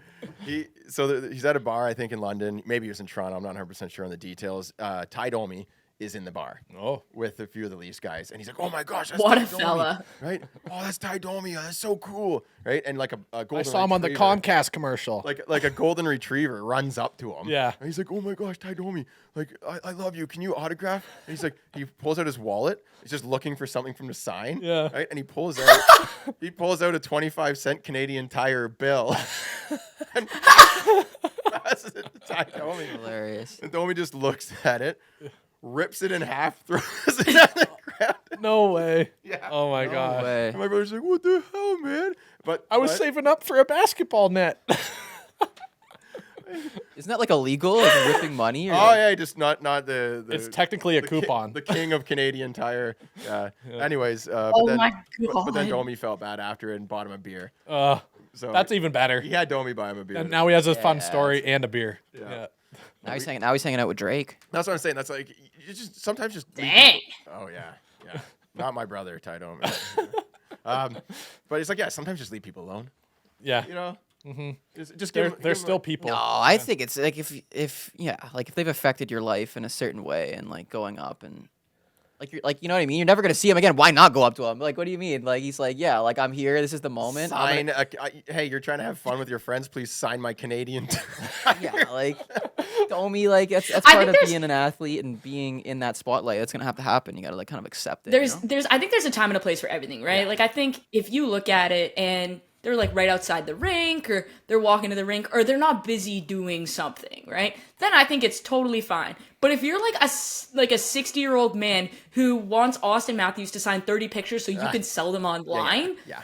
that I think Get he outta can here. tell you to pound salt. Yeah. But if a young child, like if my godson who's 6 years Pound old salt. I like that. runs saying. up to Matthews and is wearing a Leafs jersey, like Matthews would never say no to that. No. Right? So I think it's like one of those things where it's like if you're obviously just trying to make a buck off this guy, I don't care if he says no. But if it's a child, I don't think I've ever seen a hockey player turn that down because one, they love kids. But two, it's time and place, right? They're out. If they're out with their buddies, like maybe don't interrupt and start trying to like break down the playoffs last year with them. Yeah. Yeah. I saw Matthews when he was giving away his first star stick. He threw it over the boards and he was trying to get it to the one kid and some guy grabbed it. And then you see Matthews look at him like kind of put his hands out like and then What are you he's doing? like pointing at the kid like give it to the kid and then he gives it to him and he just shakes his head and skates away. He's like, "What are you doing, buddy? Like hilarious. obviously it's for the kid, not you." Yeah. I was chilling with him at in Toronto at an event with Scotiabank, and there was a bunch of kids that were playing like ball hockey at I think it was called the Landing Pad or something like that. I don't know. It's like a community. Oh yeah, the MLSE Launchpad. Launchpad. That was Launchpad, it. yeah. Yeah. And so he's playing ball hockey with the kids, and it's funny. He came in like he's dressed up, right? Because he's getting his picture taken, all that stuff. Yeah. And then his agent or whoever his handler was is like, "Oh yeah, he's not gonna play. Like he's just gonna like coach on the bench." And he walks up. He's like, coaching. He's like, "Can I like get a stick and get in there?" Right. And the people are like, "Yeah. Do you want to?" He's like, "Yeah. I want to go play." It's like, why am I here if I'm not going to touch a ball or a Right? puck? So it's funny because like they set like here's the boundaries. Yeah. But then when he actually shows up, like he's having a great time. He's chilling. I think he was like 19 or 20. Well, that's the same thing with like we've had a couple meetings with Sheldon Keefe now, too, Yeah. and they like said it's like okay, you can ask these questions, but then people go and just ask a question, and Sheldon Keefe is like Yeah. ready to answer it. What's the director of like media for the Leafs? Steve Keogh. Steve Yeah, Keogh. yeah, We he met was him there. too. He was sick, and he was just kind of you could see his eyes going in the background, like, okay, is this okay? Is he going to answer this or no? Should I jump in? Like always ready. Yeah. No, Matthews- Sheldon's a good dude. Yeah. Sheldon's solid. So Matthews, I'm just saying, like definitely great with handling the attention and all the media, and like you were saying about with kids and stuff. Like he was right in there, super engaging. Stayed after, and then there was a climbing wall there, and he's like, "Hey, can I like climb that climbing wall?" So they set up. The in Leafs his are like, dress hang clothes. on a minute. Yeah. So they Sure, set, just sign this waiver. well, they set up a time for him to come. Like, it's like, yeah, we'll get you on there. He's like, sweet, I'm gonna come back and do the climbing wall later. So That's hilarious. yeah, he's just there for a good time, right? And then you were just Imagine he like it's like March. They're getting ready to gear up for the playoffs, and it's like Matthews is out indefinitely. Why is he out? Oh, he hurt himself rock climbing. People are like, what? rock climbing. On the climbing wall. You wanna, Some 8-year-old pushed him off the climbing. They didn't strap the harness in properly, and he's just dangling from Yeah, the he went wall. for the most difficult route on the climbing wall. Yeah. Rachel, you were talking about vibes and vibes matter. Could you create a vibes model? Like which team is having the best vibes right now? I We don't could know call it if the I Puck could Daddy actually. vibes, yeah. Dude, Puck Daddy per 60. I'm a big like per 60 nonsense girl, so I'll be like mutant behavior per 60 is like trending upwards. I don't know if you could do a vibes one though. I wish. If I honestly, Jeremy, if I can create a vibes model, you guys will be the first to know. Let's brainstorm because real quick. They have gotta- yeah. They have Just vibes. camera technology that can detect smiles, so Okay. we can just set it up in front of the bench, and the most smiles on the bench Smile is the detection. most I like vibes. that. I like that. I like So that. we need you see like stick slamming vibes are down. Yes, Like yeah. smile detection. That's one. We need to monitor sort of social media terms that are being used around that team, Captions. right? The Keywords positivity. and captions, maybe. Yeah, like some sort of Yeah. word cloud. Yeah. Emojis. Yeah. Okay, Emoji, yes. yeah, that's huge. What team has the best emoji rank? Coach is yelling or not. Yeah. Are we bringing weather? Dean into this? Evison the other night. Oh, against the vibes Leafs, are bad. Minnesota. Yeah, vibes are bad on that bench. Oh, true. Yeah, you need a special monitor just for the coach, right? Because the coach, the leader, and the captain, I guess, coach and captain get a Yeah. special rank. What about weather? Like Winnipeg, are vibes always down in Winnipeg and always up in Florida? Because weather. Yeah, I mean feel that's like gotta anywhere, be climate. anywhere in. So I noticed this. Like my doctor was actually concerned when I moved to Vancouver, just from like I've been super open publicly about like some of the mental health stuff I battle on a daily basis, and he was like, yeah, so vitamin D because you will not see the sun for like 6 straight months. It's very and it's like, rainy okay, and it's not. cold. Yeah.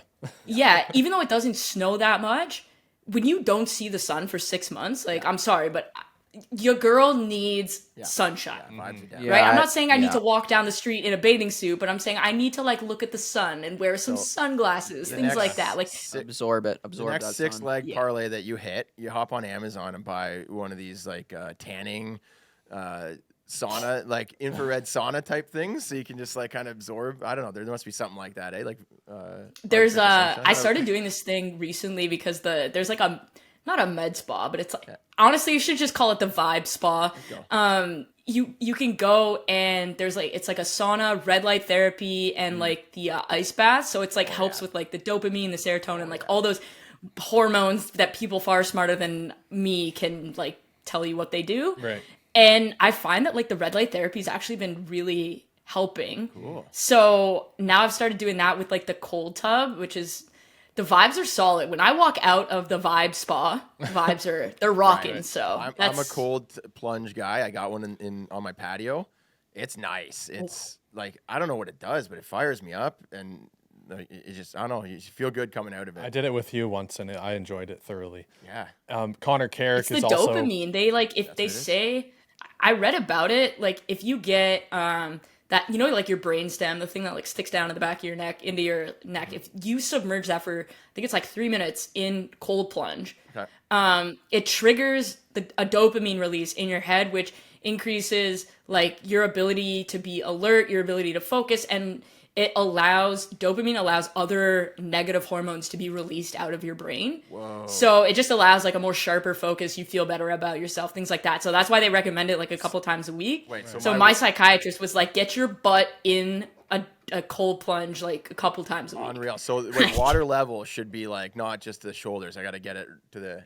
Okay. I gotta slouch a little down in there, get a little more in there. I usually hold my breath and like dunk my whole head for I don't know, like 20 seconds to like at the start and at the finish. But I get a little. That's lower. good. Do you find like Chippy, I don't know if you do it too, but do you guys find that like when you get in the cold plunge, you basically can't move because if you move, you feel colder? Yeah. have- Especially in Is the that a thing? hands. Like my hands. I give get myself cold. a hug like this. So I put the fingertips under the armpits just so my fingertips don't get so cold. And I do that for like the first 2 minutes. And then at that point, I've kind of like mentally just Accepted it. taken over everything. And I'm just like, everything is fine. Everything is good. Nothing is wrong. And then I can move and it doesn't matter. It's like my body is just adjusted. And then I usually leave my arms out for like the last minute or so just to like get the full exposure. Right. Yeah, I don't know. I do know if you start moving around like right away, yeah, it gets real chilly. I think you just Oh man. naturally build like a little thermal layer around you or something. You know what I mean? Like, Yeah. Like a husky's base layer. well, you wear a wetsuit, you get the Yeah. your body probably creates like a little layer or something. I Or don't you know. just get more used to it, I think. Yeah, like you accept it more. I guess it's like wind. Wind blows on you. It's a mental battle. I had Yeah. to sit in one for like 5 minutes once, and I was like, "My God, I can't do this." Like, Okay, but are you saying that while you're in it? Because I think that's part of the Oh. benefit. yeah, it's like I feel like I'm that little engine that could. It's like I think I Go. can, I think I can, I think I can, That's and then 10 more seconds. Yeah, 10 like more it's just- seconds. Yeah. well, that's what I love. it the most basically about feels it. like a marathon. Yeah, because like when you're in it, you're like, I try to do a mind over matter thing. Like this is fine, it's okay, it's just a slight thing, right? You know what I mean? And try to win Yeah. that 3 minutes, and then if I can overcome that, then it's like, oh, this is nothing. And then once you get used to it, you've already tricked your brain after like a few weeks in a row, and now you just hop in. You're like, yep, every day, right? And I try to think of like, you know, bad things happen. That's fine. It's just it's a temporary. We'll get out of here and things will be better, right? I don't know. I just try to go through all these little mind over matter type things while I'm in it. You have you could do like meditation in there too. Like that's solid. Like I put the Calm app on, find like a 5-minute meditation, then I know when it's done, like I'm allowed to get out. So it's just like, okay, I'm going to compartmentalize, focus on my meditation so that hopefully my body doesn't realize that I'm torturing it with this. Love that. Love that. I love it. No, I was doing that the odd time as well. You just basically just try to zone out completely. And so it's like, okay, like nothing even exists right now. Because then you just don't think of the cold. Right. Just think of nothing. I think that's the hardest thing to do, man. And I think that I'm going to reward myself with either chicken nugs or a pizza when I'm done. So it's like I've done all this work on my health, and I'm simply going to go eat 10 chicken nuggets now. Balance. Yeah. You need balance out here. I love this. I cannot wait for the Vibes model to come out. Yeah. Tell me real quick about red light therapy, because I don't really know much about that. I was just about to say you have an email in your inbox about someone offering you one. Oh, super. What great timing. Fitness has a red light that I've done once.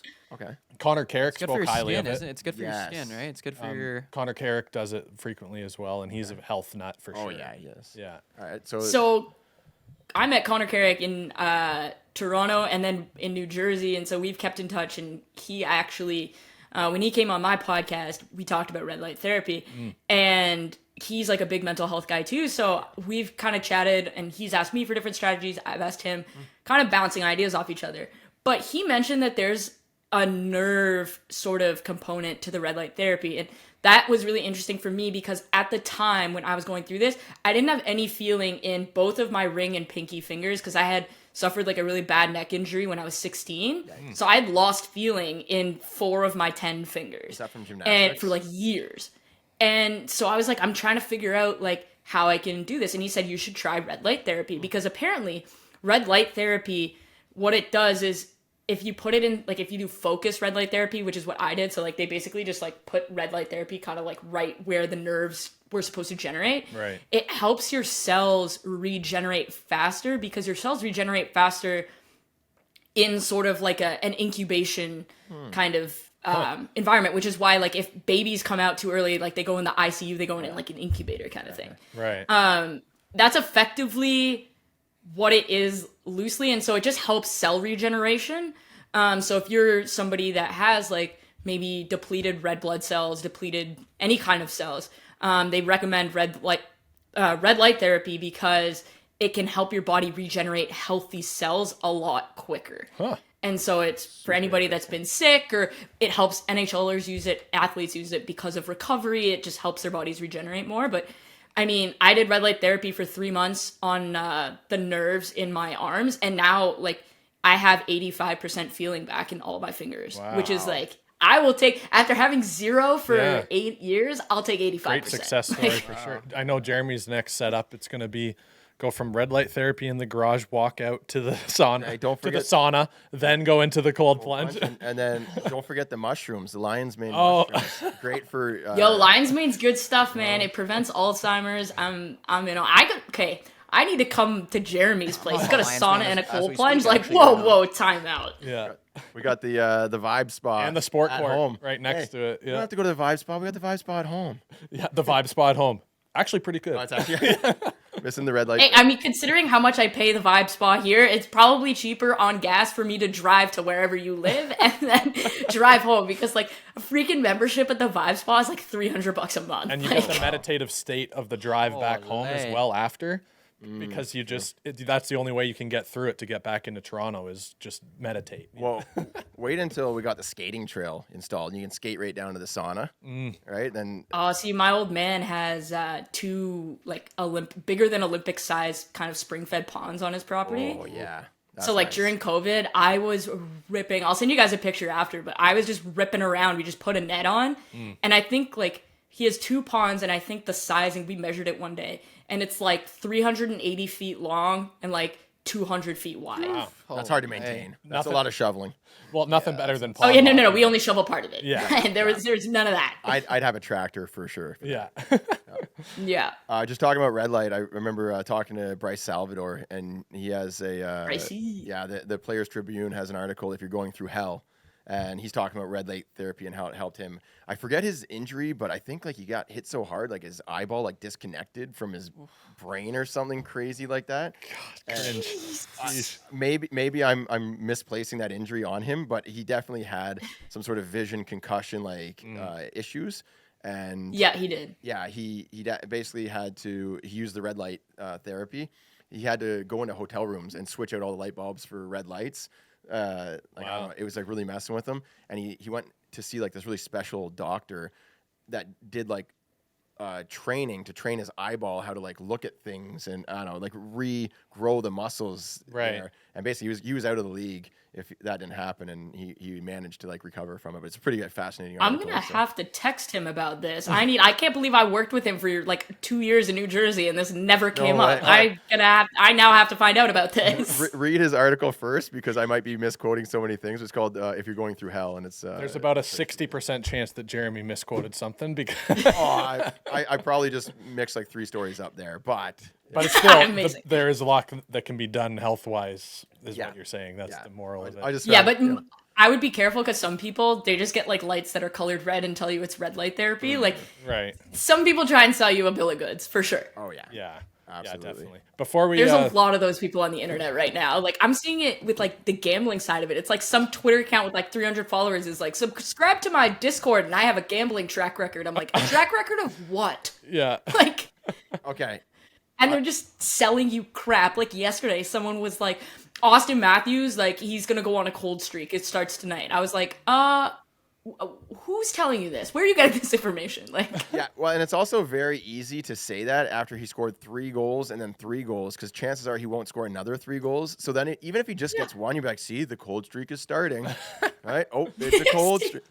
Because it's all relative, right? Yeah, Yeah. I It's don't like know. last year you got 40 goals and that was bad for him, which actually, yeah, it Which is is bad for hilarious him. to think about. But like that's like a career year for 90% of the league. I also heard about like 99 probably. some email thing. They used it for stocks, but you could use the same thing for like gambling if you wanted. Basically, you email like just cold email like 10,000 people.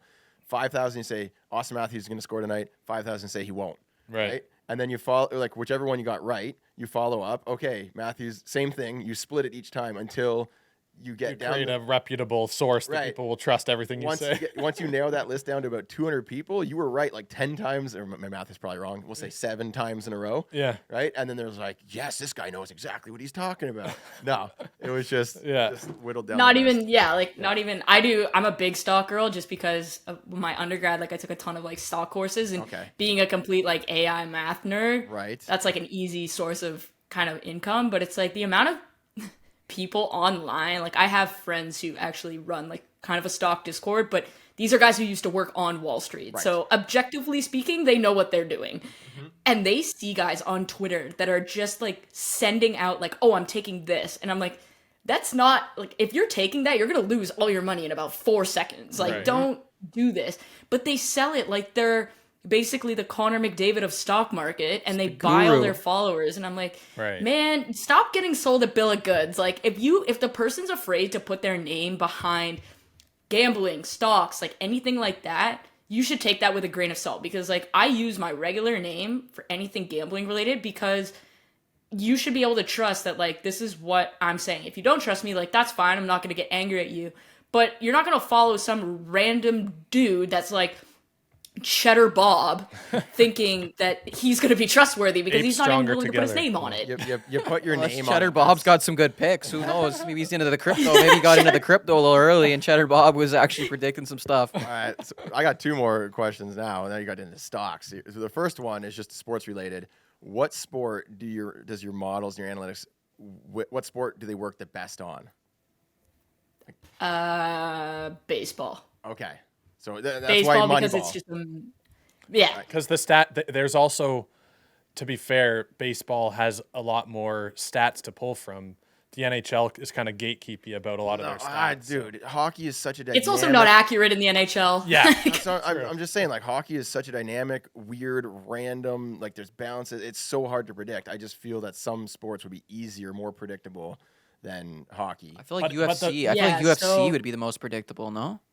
Well, it's I only two don't opponents, have though, models so- for UFC just because I don't know enough about the sport to know like what the inputs would be. I've started kind of only because my brother asked me to build a golf model, but the Right. only individual sport model I've ever built is a tennis one, and I don't think it was very good, but like compared to my other models, but like in terms of compared to the market, it was good. Right. So it's kind of one of those things whereas with baseball, everything, the reason why you can do it in baseball is because everything is a binary. So in soccer, in hockey, it's a flow game, right? Puck's buzzing around, the ball's buzzing around, like anything can happen. Whereas in baseball, on any given pitch, there's a finite amount of outcomes. You can get a certain amount of out possibilities, a certain amount of hit possibilities. Like there's only, I think it's like 37 possibilities. Whereas in hockey, it could be literally anything. The puck could bounce off a stanchion, hit some dude in the head, and go in the net. The ref could kick Like, it in. And it happened. Kevin Bieksa, his game-winning goal in Vancouver, right? Headbutt. Yeah. And there was a No, final, right? So, Puck came off It the works- stanchion and he slap shot in. No one even saw the puck go in. yeah, like it works the best in baseball. Like my ROI on baseball this year has been like incredible. I've started. It's been. I don't use the AI model for baseball just because I don't really have to. Whereas in NFL, like football, I use the AI and now it's starting to become more accurate. And I'm gonna input weather as well because hopefully I think like that'll help out. But Right. I don't use it as like I have to bet on every single thing. What I'll do is like, okay, the model says X, and that's sort of the boundary of what I'll go and look for. So it'll be like Joe Burrow there's value on Joe Burrow under passing yards this past weekend. So I was like, oh, that's interesting. I wonder why. Then I go dig in. I realize, okay, his offensive line might as well be like built of straw, like it's useless. Jamar Chase has had more drops this year than any other year. T. Higgins has not been good, so he really only has Tyler Boyd as a dependable pass catcher and a just god-awful offensive line. So, yeah, okay, it kind of makes witnessed sense that that he would go under firsthand. the line. I saw Joe Burrow play the Titans in Tennessee like a couple weeks ago, and they got smoked. So, Okay. So yeah. Right. so And then you've got, like, what's his name? Just automatic. Travis Kelce, like, I just automatic every single time. Like, you TD. just He's got TD, the Taylor Swift, over receptions, over effect. receiving. So do you give these picks out or is it Discord? I don't It's like, give how do them I out. subscribe to Is this? there a link to a Discord? We gotta. Chippy, what we'll I'm saying. chat, okay? We do like there's certain people. So I think this is a really important conversation to have where as it pertains to gambling. Like there's a difference between giving picks out and like research. So like if you see my stuff on the hockey news, I'm like these are the picks with the most value, or these are Yeah, the that's picks what I was that are gonna most say. likely Like, to 'cause hit. you don't want to get like people. You Showing up say at my something house. and now it's like, oh, you lost me all this. Like, that's where I feel like it could get dicey. So like, yeah, like you maybe provide the research, but don't say, hey, go make Yeah, this. well, pick. anything is never a gambling recommendation. That's just what like a blanket statement. I right? feel that Yeah, like your this is not financial information- advice. Yeah, exactly. Yeah. I feel like the knowledge you have and the information you're providing is just wasted on us peasants. Like some company should be paying you 6 or 7 figures for this type of information. Like, is that where you're going with this? Like, is there like a path for what you do, or like is it kind of like me and Chip? Or are you already doing it? Yeah, like I don't know, like for social media for us, like the job I'm doing now didn't exist when I was in high school or college. Like I couldn't have taken a class for what we do, and now we're making a full time. Like it's my career. It's what I do for a living. So is that sort of the case for you, or do you have a defined path where you're trying to get to? So I think it's kind of twofold, right? I really I enjoy the social media aspect because I get to meet guys like you, right? But then the part of like, and it's twofold. Being a female is one, but then generally speaking, you have a bunch of guys that aren't willing to put their name on anything, but aren't like you guys. Like Chippy doesn't want to put his name out there because people are like harassing him. But then you have the dummies online that are like, I don't want to put my name out there because I don't want people to know who I am when I harass them. Right. And it's those people that make it Right. super difficult to be kind of social media. I enjoy that part though, because I get to meet people like you guys. And I think generally speaking, the way I take it is I want to educate people on it. I don't just want to hand out picks. Like I want to interact with people. I want to collab. I want to have fun. But then there's the other side of it. I'm not allowed to bet on soccer for a very specific reason. Right. And that's because somebody in soccer has paid me enough money for me to go, okay, I will shut up online about soccer, kind of thing. That's And so interesting. I would prefer if a gambling company just said, here's a check for like $5 million, we'll buy your model for you, because like companies do that. Yeah. Because then I'll just go on a vacation. You guys can come join me. We'll just go on a make another boat one. and Here we like drink go. beer. Another one. Yeah, I like that. Exactly, right? So I don't mind. Like, I like that part of it, but I think there's a real, like you said, this job didn't exist like a couple years ago because it wasn't legal here. I think that there's a real opportunity to be different in like the sports gambling space. I don't want to be the person that just hands out picks. I want to be the person that's like, here is how you look for it. Here's what value means. Here is Teach how a you man can to fish actually versus give him a fish, right? That's the exactly. Yeah. Or like talk about player analysis. Like Chippy does his skits. Jeremy, you teach kids, and you, not even kids, like you teach people hockey skills and like how to do things. And I'm doing that hopefully, but for gambling sides of it, right? I want to actually teach you as opposed to just like you come to my page, you look at a thing and you just take it. Like I don't really like that. And so I think, yeah, like it's twofold for me. Like I have a data consulting business where financial companies actually ask me for insights go. on Right. their That's what I'm models. saying. That's where you need Yeah, to it's be. like- Like that's So- like, Are you so gonna on do like that- a digital course? Or on do that like- on that note of helping people, Mm-hmm. like teaching or whatever. If you could give us advice on the Tim Hortons picks, what would be like the three things that we should look for when making a pick? Yeah. If you could pick I like three. you guys enough. I'll send you what my model spits out every day. No, you don't have to. yeah. I'll subscribe. I'll subscribe. I want to learn. Jeremy's though. like, I'm in. What? Jeremy's like, give me the end result. I want to know Hayden the wants process. to learn how to fish here. Yeah, Hayden wants to be a fisherman here. I just want free Hayden coffee. wants to- All right, I just want free coffees. Well, I'm allergic to coffee, so you can have all the coffee. That's go. I just want a donut. Just give me a Timbit. We're good. You know what's funny is that I hit like the 7-day streak a few times, and it gives you free coffee for a week. Yeah. I just never got one because I wake up in the morning and make a coffee here. I'm not driving to. It's inconvenient for me, you know. Yeah. Yeah, you live out. Yeah, that's fair. Like if you live like where I live, like my home at home, like when I'm at my mom's place, we bought this new place like on a lake, and Nice. it's like it is a freaking trek Yeah. for me to get my chicken nuggets now, and I do not like it. After the cold I plunge, don't like it. You're like, what the heck am I Yeah. supposed to do? Nothing is This is convenient. BS. Nothing's convenient when you live on a lake. You can take your chicken nuggets out of the cold plunge because that's the freezer, and then put them in the oven. No, I thought of having like eating because I'm growing hot peppers. So take a hot pepper, start chomping on it, then hop in the cold plunge and fight both of those. What's that guy? Are you trying to give yourself a heart Goggins? attack? Like What that crazy fitness influencer guy, Goggins? What's his David first- Goggins? David Goggins, Goggins. yeah. What are you trying to be him? Just put yourself through as much That pain guy's as possible. I don't know. I'm gonna I try it. saw, so when I worked in New Jersey, David Goggins came and did like a 3-day seminar for like people bought tickets.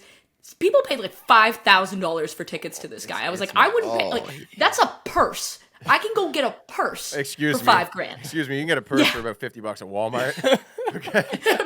Oh, so he's I just can get a raking nice it in off purse. These speeches. Yeah, he's. Oh, people But pay a the lot. amount of True. stuff, and he was like, I'm going to teach you how to walk on glass. And I sat there, I was like, why would literally anybody want to do that? You could simply not walk on glass. Yeah, Like, How about teach me But- not to It's do the that? online guru model, though. You know, you Yeah. speak, oh become man, a motivational like the amount of speaker. online gurus that I see now, I'm like, especially maybe because Teach you I how to do win sports life. gambling. But just generally speaking, like I'll see somebody be like, I'm a hockey guru online, and I'm not gonna name names, but there are always these guys, and they're like, I'm a hockey guru, and then I'm like, okay, like let's see what this guy's about, because maybe we can like interact and collab. I click on this guy's stuff, and I'm like, if I showed this to anybody who knew anything about hockey, they would fire me out of a cannon. Oh my gosh. What is going on here? And so I think for Tim Hortons, like I think it's kind of like a nice fun thing you can do. Yeah. If you're gonna do research and you're not gonna be lazy or you're not gonna blindly follow some rando picks online, what you should do is look who's playing who, right? So you want to look tonight, for example, Carolina's playing San Jose, right? You look at a couple things. One, opponent matchup. So like, does one team give up a ton of shots versus another team? So in Carolina and San Jose's case, San Jose gives up a ton of shots because they're not a good hockey team. And Carolina is a volume shooting team, which means they're going to have a ton of shooting opportunities. Likely means a lot of rebounds. Mackenzie Blackwood spits out rebounds like they're free candy, but he makes a ton of saves. So now you're looking at, okay, higher, lower. They're probably candidates for higher, especially when you look at volume shooters, guys like Brent Burns, Sebastian Aho, Martin Necas, like those guys. You would look at those kinds of things. Or you find lines that are lower than they should be. Really good example right now is Logan Cooley. So Logan Cooley's shot line is like 1.5. Guy has 3 shots in all of his games so far, 3 or more. Bedard's was 2.5 or 3.5. Guy has like 5-6 shots in every single game. It's like, okay, are there trends that I should be looking at? Who are they playing? Are they hot? Yeah. Right? So McDavid power play point right now, automatic bet for me because I get it at good value and it pretty much hits in every freaking game. Yeah. Right. So Well, when you look at the top 3 power play point getters from last season, McDavid, and then Draisaitl, and then Nugent Hopkins. I wonder. Common denominator. And they also had the Jeez. best power play percentage ever since they started tracking that stat. So is that good? it is. Yeah. But yeah, like I'll look at my projections, but if you don't have projections, and not everybody does, like I understand not everyone has 5 months to sit down and make something like this. Yeah, only 2 months So- over here for me. That's why then people just text people like me and they're like, hey, like my uncle will text me every day at clockwork, like 11 a.m. I'm like, morning skate hasn't happened yet, pound salt. Yeah. Like, I don't know what the lineup is. And so for me, like, I see people giving out picks at like 10 a.m. I'm like, you don't even know who the starting goalie is. What are you doing? Like, Interesting. if you're giving out picks and you don't know who the goalie is, we got to have a chat. Those are because the that's not a gurus. thing. That's the gurus. They're the people that need to follow their content schedule and get the content out on time, right? So how long Yeah, till and so Bedard it's- is in the top tier at the Tim Hortons picks?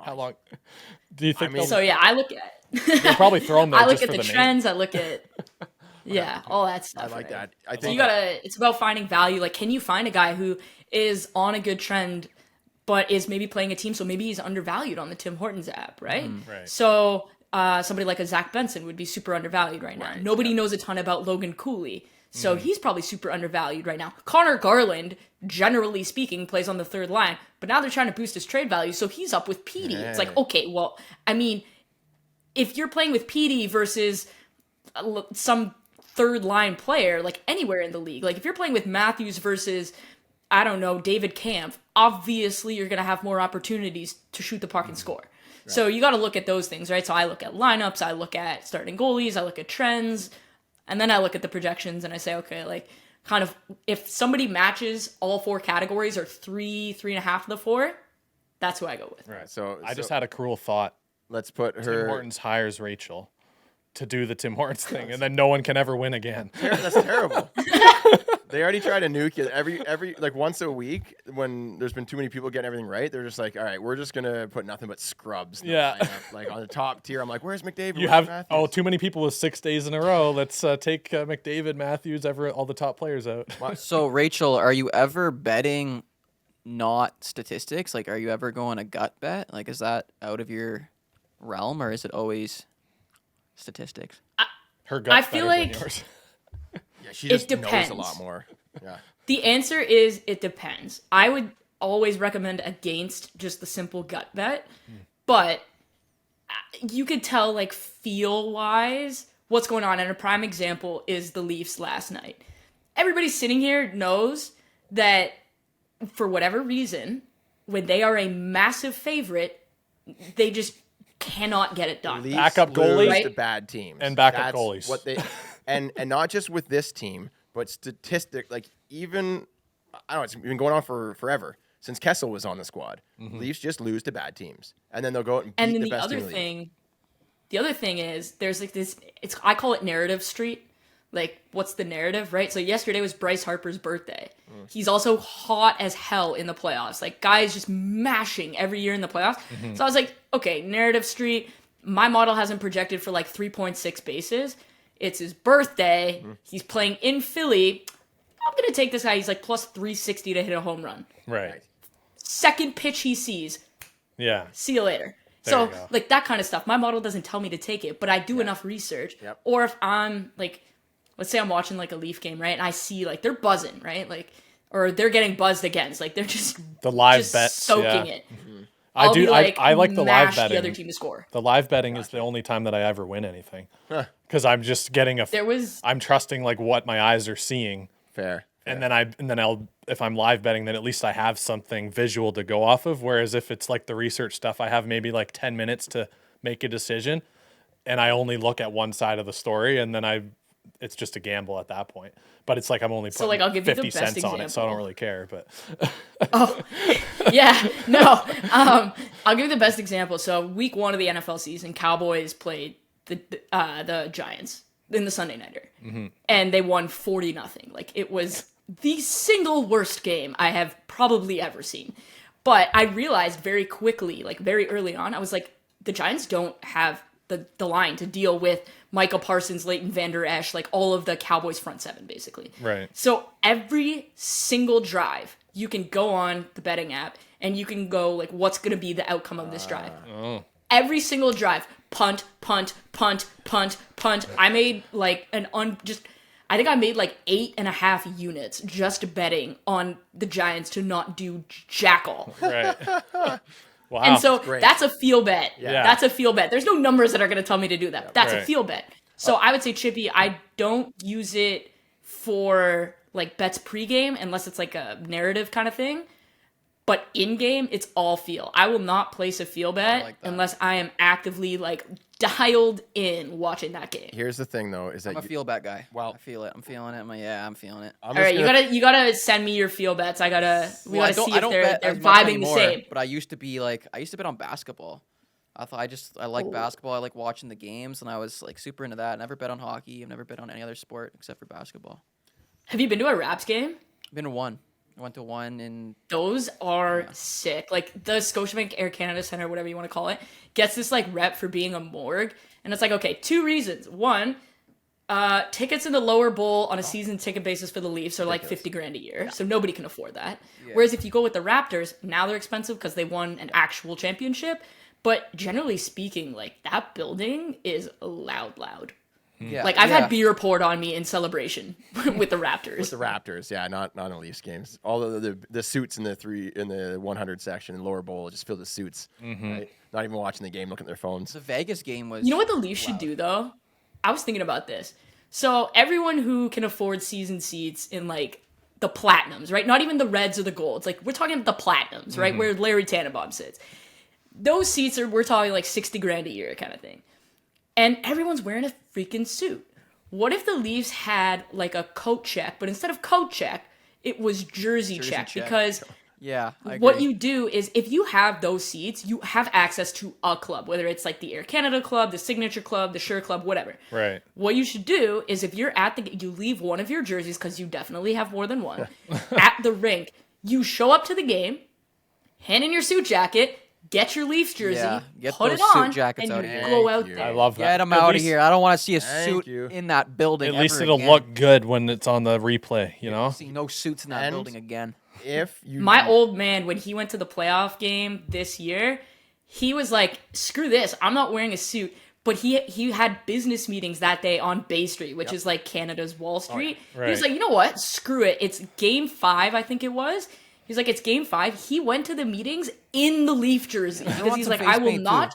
too. I want some face paint as well. No face. Let's do some face paint as well. Let's do it he all. closed those deals, you know, people like He you're actually you're a real did end one. up closing a customer because the customer was like, I kind of vibe Kind with of the vibe fact with that him. you were like, Yeah. we're Yeah. going. It's like Yeah, it's like hell when yeah. you Suits are uh done. Suits are done. No one it's like wants Jersey Day in school or whatever. It's like there's a certain level of respect if there's something happening, right? Like Yeah. You just know that if you wear a Leafs jersey, Game 5, Bay Street, that he's a real one. Suits are just like. Oh, You want that guy? Okay, to so I be got a real. question for you guys about jerseys. Yeah.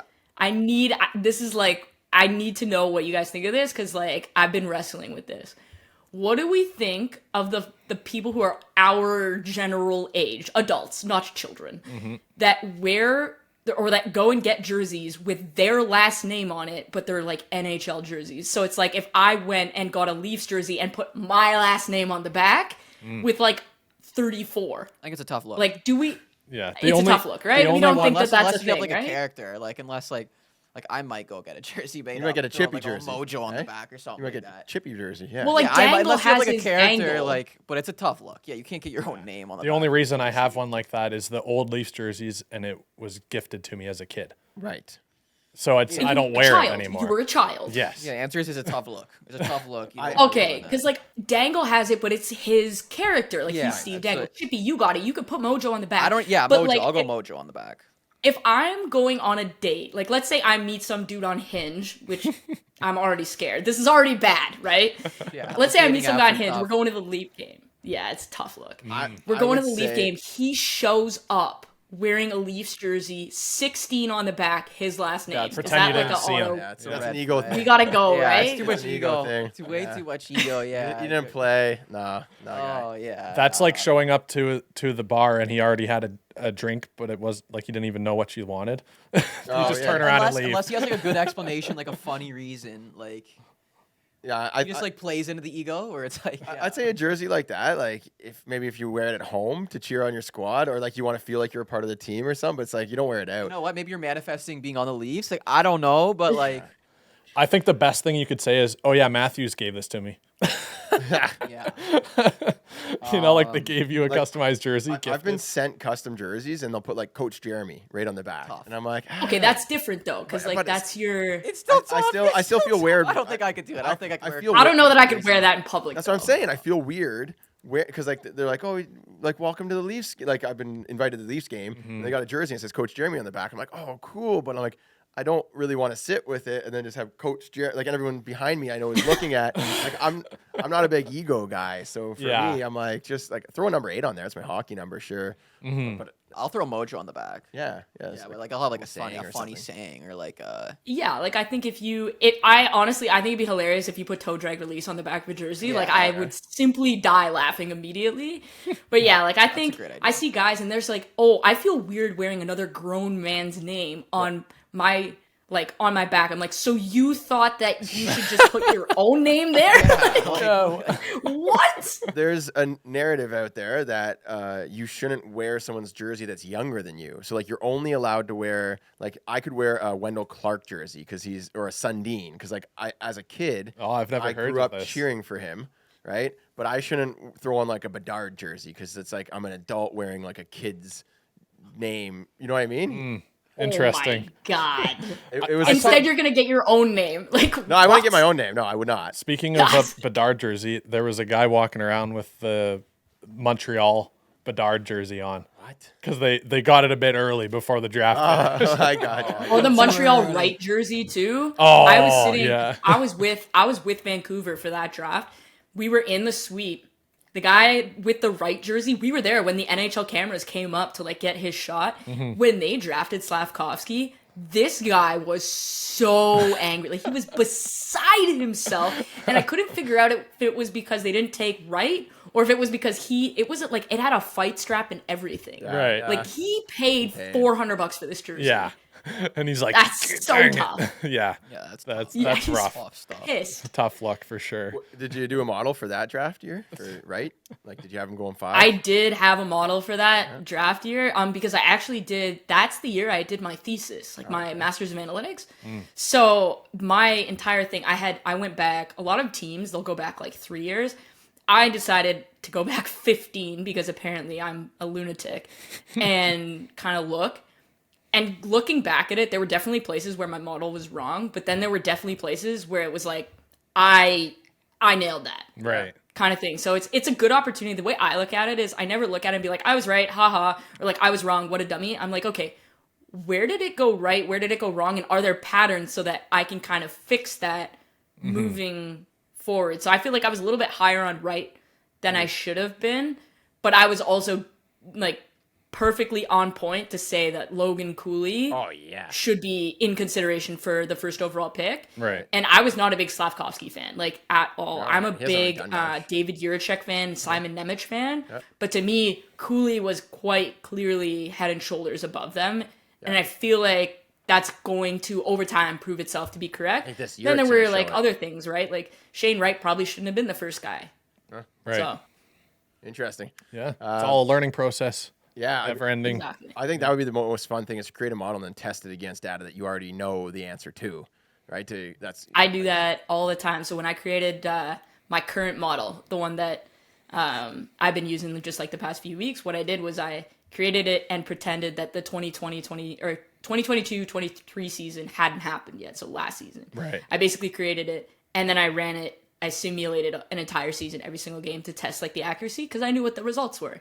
And when it came out, I think it was like 84% accurate in like the first couple of games, and then it goes up. So now then it gets to within like 96. Wow, because it's called crazy. like an epoch. The more times you run it, the more accurate that it gets, basically. So the more information you feed it, the more accurate it gets. And so when it got to that, I felt comfortable saying, okay, I feel like I could predict this season with it. Right. And so now I'm doing that, and I'm consistently like tracking it. I'll send you guys a screenshot of the chart, but like I'm consistently tracking its accuracy because theoretically speaking, it should get more accurate every single game that every single team plays, and it should be more than 90% accurate at about game 5. So we're talking like Game 5. Wow, I was thinking more like game 15 maybe. I'm so happy we had this conversation because I'm about to put up a second mortgage on my house and just take all that money and we're just gonna run your model on a private server. Is there an index fund for Rachel's model here? There's no index fund eyes. I'm gonna sell my mom's house. I'm gonna sell my dad's house. I need cash right now. Again, this is not financial advice. Don't do that. Yeah. I'm going to, but you don't. Yeah. But yeah, no, I named all of my models have human names now because they use AI. So what I've done is like, I don't know how familiar you guys are with like the math behind it, but there's like different things, right? You could do like linear regression, you can do decision trees, you can do that. Or you can do what's called a neural network, which is effectively, it mimics the human brain. So I take in information, and like all the information I take in, my brain takes it into consideration, and it helps me make decisions. The more info you have, the Is that what better Elon your Musk is decisions working will on? be. The neural Pardon? link. A Neuralink? Is that That's is that gonna be what a that- chip that goes right in the back of your neck and just controls your brain for you. I've heard No, those terms so- before, but haven't Decision even tree. I heard about that. I remember that linear regression. Yeah, I've heard some of those words. I remember as those well. courses I was taking. Let's let Rachel keep on Hey. going. Yeah, so it's a neural network model, so basically like mimics the brain. So I was like, you know what, it'd be kind of fun to give my models human names. So now when I refer to my models, because the hockey one came out looking like the guy from like the chicken from Up, and his name's Kevin, model's name's Kevin. Okay. Right. Let's see what Kevin has to say. Right? And then like the football model's name's Chad because somebody was like Chad Bradford. Somebody was just like Chad, like Brad Chadley, Chad Bradford, just like dude bros. So I was like, you know what? That's what we're calling it. So it's just, they all have human names. That way I can just refer to them instead of just saying my model. Can't just wait for it sounds to turn into Giga Chad. So are you using AI then to like code this stuff? So ChatGPT? I actually do the coding. The AI part just does the automated kind of like ingestion of the data so that I don't have to sit there and like do it manually. So basically what I do now or is is there another like these other no input like or I plugs? coded the AI. The myself, AI yeah. is Oh, the you coded neural. the AI. Yeah. Yeah. So it's a software. Yeah. It's like machine learning. Yeah. That So girl. you're gonna create softwares and then like make them available. Is that I haven't decided if I'm gonna make them available or not because, like, so Dom Lucian used to make his model available, and then people started like accosting him on the street and yelling at him because they're like, "I look at your model and I lose," and Dom's like, "I didn't tell you to bet your mortgage payment on that. Like, Yeah. don't get mad at me. What are you doing?" What you're saying is I should take a second mortgage on my house. That's what I'm hearing right now. What she's Okay. saying is that I if would you not do that personally and do you that. lose, then she's liable for it. That's what like she's saying. like That's what could I you heard, build yeah, I a heard. like a SaaS, like a software as a service? Like is that like could you build something? Yeah, you can definitely do that. I think that's what I did for the soccer teams. I built it so what it does is it takes in all the data and spits it out as like a pretty little dashboard so that somebody who isn't like a big data head can just like click through and be like, okay, well, line up, let's say baseball, right? Baseball is kind of an easy one to go with. Lineup optimization. Where should a player play? So instead of me sending them like the code, they would look at it and be like, what the heck is this? Like, what am I supposed to do with this? What I'll do is they'll just see a dashboard where they'll be able to click like optimize lineup and they'll be able to insert pitcher. And so what we do is like you put the pitcher that's pitching and then you put like the bullpen options. Then you put your entire roster there and you go optimize lineup. And it'll take into consideration kind of who's hot, who's not, who hits this pitcher better, what the strikeout percentages, what the barrel percentages, hard hit balls, like all that kind of stuff.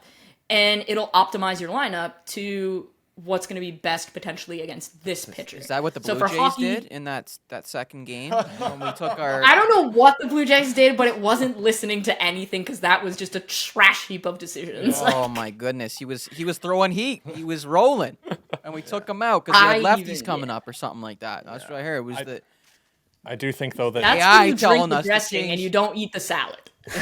your question about the software as a service, though, the end play wouldn't be like to consumers; it would be to like GMs and front offices, so they can better. Here's the said thing: it. you make a Sell it. watered down sell the version corpse, for sell the the. corpse. So yeah. You make a watered down version for the civilians, and you keep the real good stuff for the people with The deep high pockets, rollers, and you get yeah. the bag. I mean, my entrepreneurial. I'm gonna send you guys like what kind of dashboard stuff I have for hockey because I made please. this one because I'm the only one that can see it right now. I'm not releasing this to the public yet. I do intend to at some point, and it'll be the only Nice little sport that I exclusive look. release something to the public for. But basically, what I'm doing is making it. I use my sister as a barometer because my sister knows that like Travis Kelce exists because of Taylor Swift. Right. My sister knows that like she knows the Leafs, but she knows Elias Pettersson exists because of his style. Like that's what we're talking about here.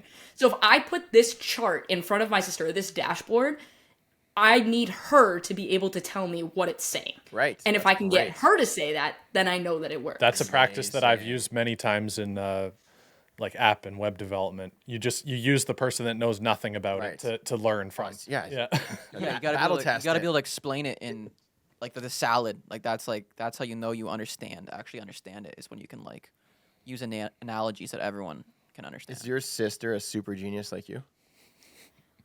My sister's actually smarter than me. What?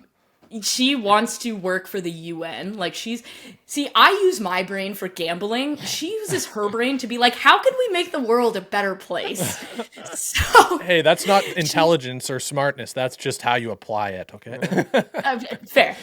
But yeah, so like I guess software as a service, Trippy, like I don't know enough about actual software to do that, but I know Hayden and I were talking because I wanted to get his input on actually, like, I don't build websites. I objectively suck at that. Like, it would probably look like a dollhouse kind of thing. Like, if you just had somebody scribble something, that's probably what it would look like.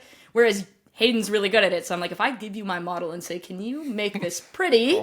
Oh boy. Gonna make it all like... I could try. My entrepreneurial mind is just running right now, and you can make a boatload of money if you like protect that model and people pay a certain amount because people want to win fantasy sports. You know, people want that information. They're not as We smart don't as you. have daily fantasy here, and it's so upsetting. 'cause I know when they took I it away. What the am in the States, I love daily fantasy. Yes, that was 'cause my I'm just favorite like, thing. Yeah. I have a thing in my We're gonna football invest in model this, that's we're gonna- like, I'm saying, investing. I'm investing right Or now. the Shark Tank. It's like No, like We'll market it. you put this very valuable information, and people will pay a pretty penny in the United States. They love their. I mean, oh man, yeah, like the daily fantasy stuff in the US, like I work with a guy on like an NFL show that he's made like $5 million playing daily fantasy because all of our models optimize. So like I'll show you guys, but I have my football model, not that I can do it here, but I have people in the US that are interested in doing it. So I'll create a daily fantasy lineup optimization for football because it's kind of easy to do for football. And they just like, I just take a percentage of their winnings. I'm just like, just give me a percentage of your winnings. that's amazing. You're just getting royalties. You're smart. You're smart. Hey. You gotta keep on. There's so many opportunities for you right now. You got to keep on going after all of these, right? And then just cherry pick the ones that are like the most passive for you, and keep on just crushing it. Yeah, you got a bright future. Your sister's gonna save the world. But you're gonna be living in a yacht. Yeah. You're gonna be on a PJ. Yeah, PJ to your private island. We're gonna be buzzing on a yacht in like the French There Riviera you based go. on I the like models. that. That's the goal. Dream big. It's go. my champagne With Kevin. next We'll bring year, so Kevin. I'm like, Hey? there we go. We'll bring Kevin and Chad. Kevin gets a drink. by then it'll be Giga Kevin Chad. gets the buffet as well. All right. Well, we're leading to 2 hours into this talk, so I think we should probably let you get a little red light therapy and a cold plunge or something before, Yeah. I honestly thought, like, Hayden's like, yeah, we're bringing on Rachel. You're like stats girl. I was like, oh, we're talking about stats. Okay. I thought it might be a little dry. This was probably one of the most fascinating podcasts that we've done. Like, Yeah. Thanks a lot for coming on. I could Unreal. talk for another 6 hours. All right. Thanks. We'll have to have boys. you on I again had in the So future. much fun. You guys are. I love you guys. Like all the content you guys make is just like it's so sick. So when Hayden was like, "Do you want to come on?" I was like, "What? Yes." Is Chippy going to be there? That's what she said first. Yeah. Yeah. And then like, oh, and Jeremy, is Mason going to be there too? No, okay, yeah. So, hang on a minute. So, when I've always wanted to tell you this, Jeremy. So, when I was battling, I want to say like a couple years ago, when you originally put out that Mason video, like the first one, Yep. I was in like a bad spot mentally, like just battling. I hated hockey. Like, I had gone through like a really tough time. My best friend sent me this video and he's like, I know it's hockey, but I need you to watch this. And that video was what turned it around, and I was like, okay, I'm gonna try again. Oh. So your kiddo actually might be responsible for like Kevin existing. Wow. Oh, wow. So some royalties going your way that, eh? I mean, I didn't want to say it Yeah. right away because, like, I wanted to just like take on. That's a very positive. Like, that's amazing. Yeah, that's awesome. Wow. Yeah, so know that that. stuff, like I just love it. And then like I found Chippy on TikTok. Like I hated TikTok because I was like, I think this is the most toxic crap ever. I agree. I don't like. And then I social got media. into like finding actual creators that are funny as hell, and I'm like, okay, this is what I'm here for. You're right. And so that's how, yeah, like I find being around like you guys and like interacting with you guys, like that's the positive part of hockey. It makes you forget that there's like a bunch of degenerate crap happening outside of it. So it's just like just makes hockey enjoyable. And I mean, hey, if you've got a son that everyone thinks is super cool, like take advantage of it. You know what's funny? So like I always my whole thing for making my videos is like I'm trying to make hockey better or not like make hockey better, but it's just like I always wanted to help. How can I help someone? Make them laugh, help them improve their game. I'm always trying to find like the positive side of things, right? So like that video, I just saw Mason like chatting with his coach and like talking and like not really doing anything, none of the drills out there. I'm like, what is this kid saying? Because he was 4 and he would just say the most ridiculous things to me. I'm like, what is going on inside your head, right? So I'm like, he must be just saying some ridiculous stuff out there. So I've got all the camera gear. I'm just gonna throw a mic on him and see what he's saying. It was for my own personal interest, basically. And then I'm like, well, if I mic him up, I might as well record it too, just in case, right? So I'll bring the camera out, and I just wanted to see. I was just curious. It wasn't supposed to be a YouTube video because I had no idea, and I just started running through the audio, and I'm just sitting there dying there laughing in my chair, and I'm like, all right, I'll throw this on YouTube, and I just thought like it'll be funny to hockey players, Yeah. like it'll make a few hockey players laugh. And I did not think that it was going to be as viral and as crazy as it was, but I'm very happy to hear that. And like the comments in it was so overwhelmingly positive. People on the internet just are so good at finding one thing and making it toxic, like. Yeah. But there was none of that in the comments. It was just people. It was so hard to find a negative comment. It was one person like, "Oh, way to exploit your son. He didn't give you permission. This is a major breach of privacy." I am in charge of him. Like what? That was the only thing. It's like major breach of privacy. It's like, okay, this person's psychotic. Yeah, if it was on TikTok, it would have been taken down right away because it was a kid. Oh, true. No, but it was like those are the types of videos where it's like I'm send out that positivity. So yeah, that's amazing to hear that like it had an impact in your life. Like to hear that. Like, on a personal level, that's cool. Yeah, that's the dopest like thing. that. I think that's the dopest thing. Thank As you. What a creator. great way to end the pod. Thank you for sharing that. Yeah. Yeah, no problem. Yeah. We'll But wrap thanks it for having up. me on, boys. I had a ton of fun. No problem. Yeah, appreciate you coming on. You're getting an instant follow. I'm on all the socials because you're about to take off. I know there's some interesting. She's stuff already coming. flowing. She's already I'm saying. absolutely. Yeah. Yeah. Thanks a lot. I've never followed any analytics or data because I'm like I'm Wayne Gretzky back there. Stats are for nerds, But no, now I'm interested. I'm invested. You converted them. Good Yep. job. Yeah. Yes. W. Yeah. W's in the chat. All right. Thanks so much for joining us. Have a good Awesome. one. Thank you so much, Rachel. Have a good rest of your night or day. Gonna Yeah. change the world with my hockey stick. Gonna make a real difference. Feed the poor and heal the sick.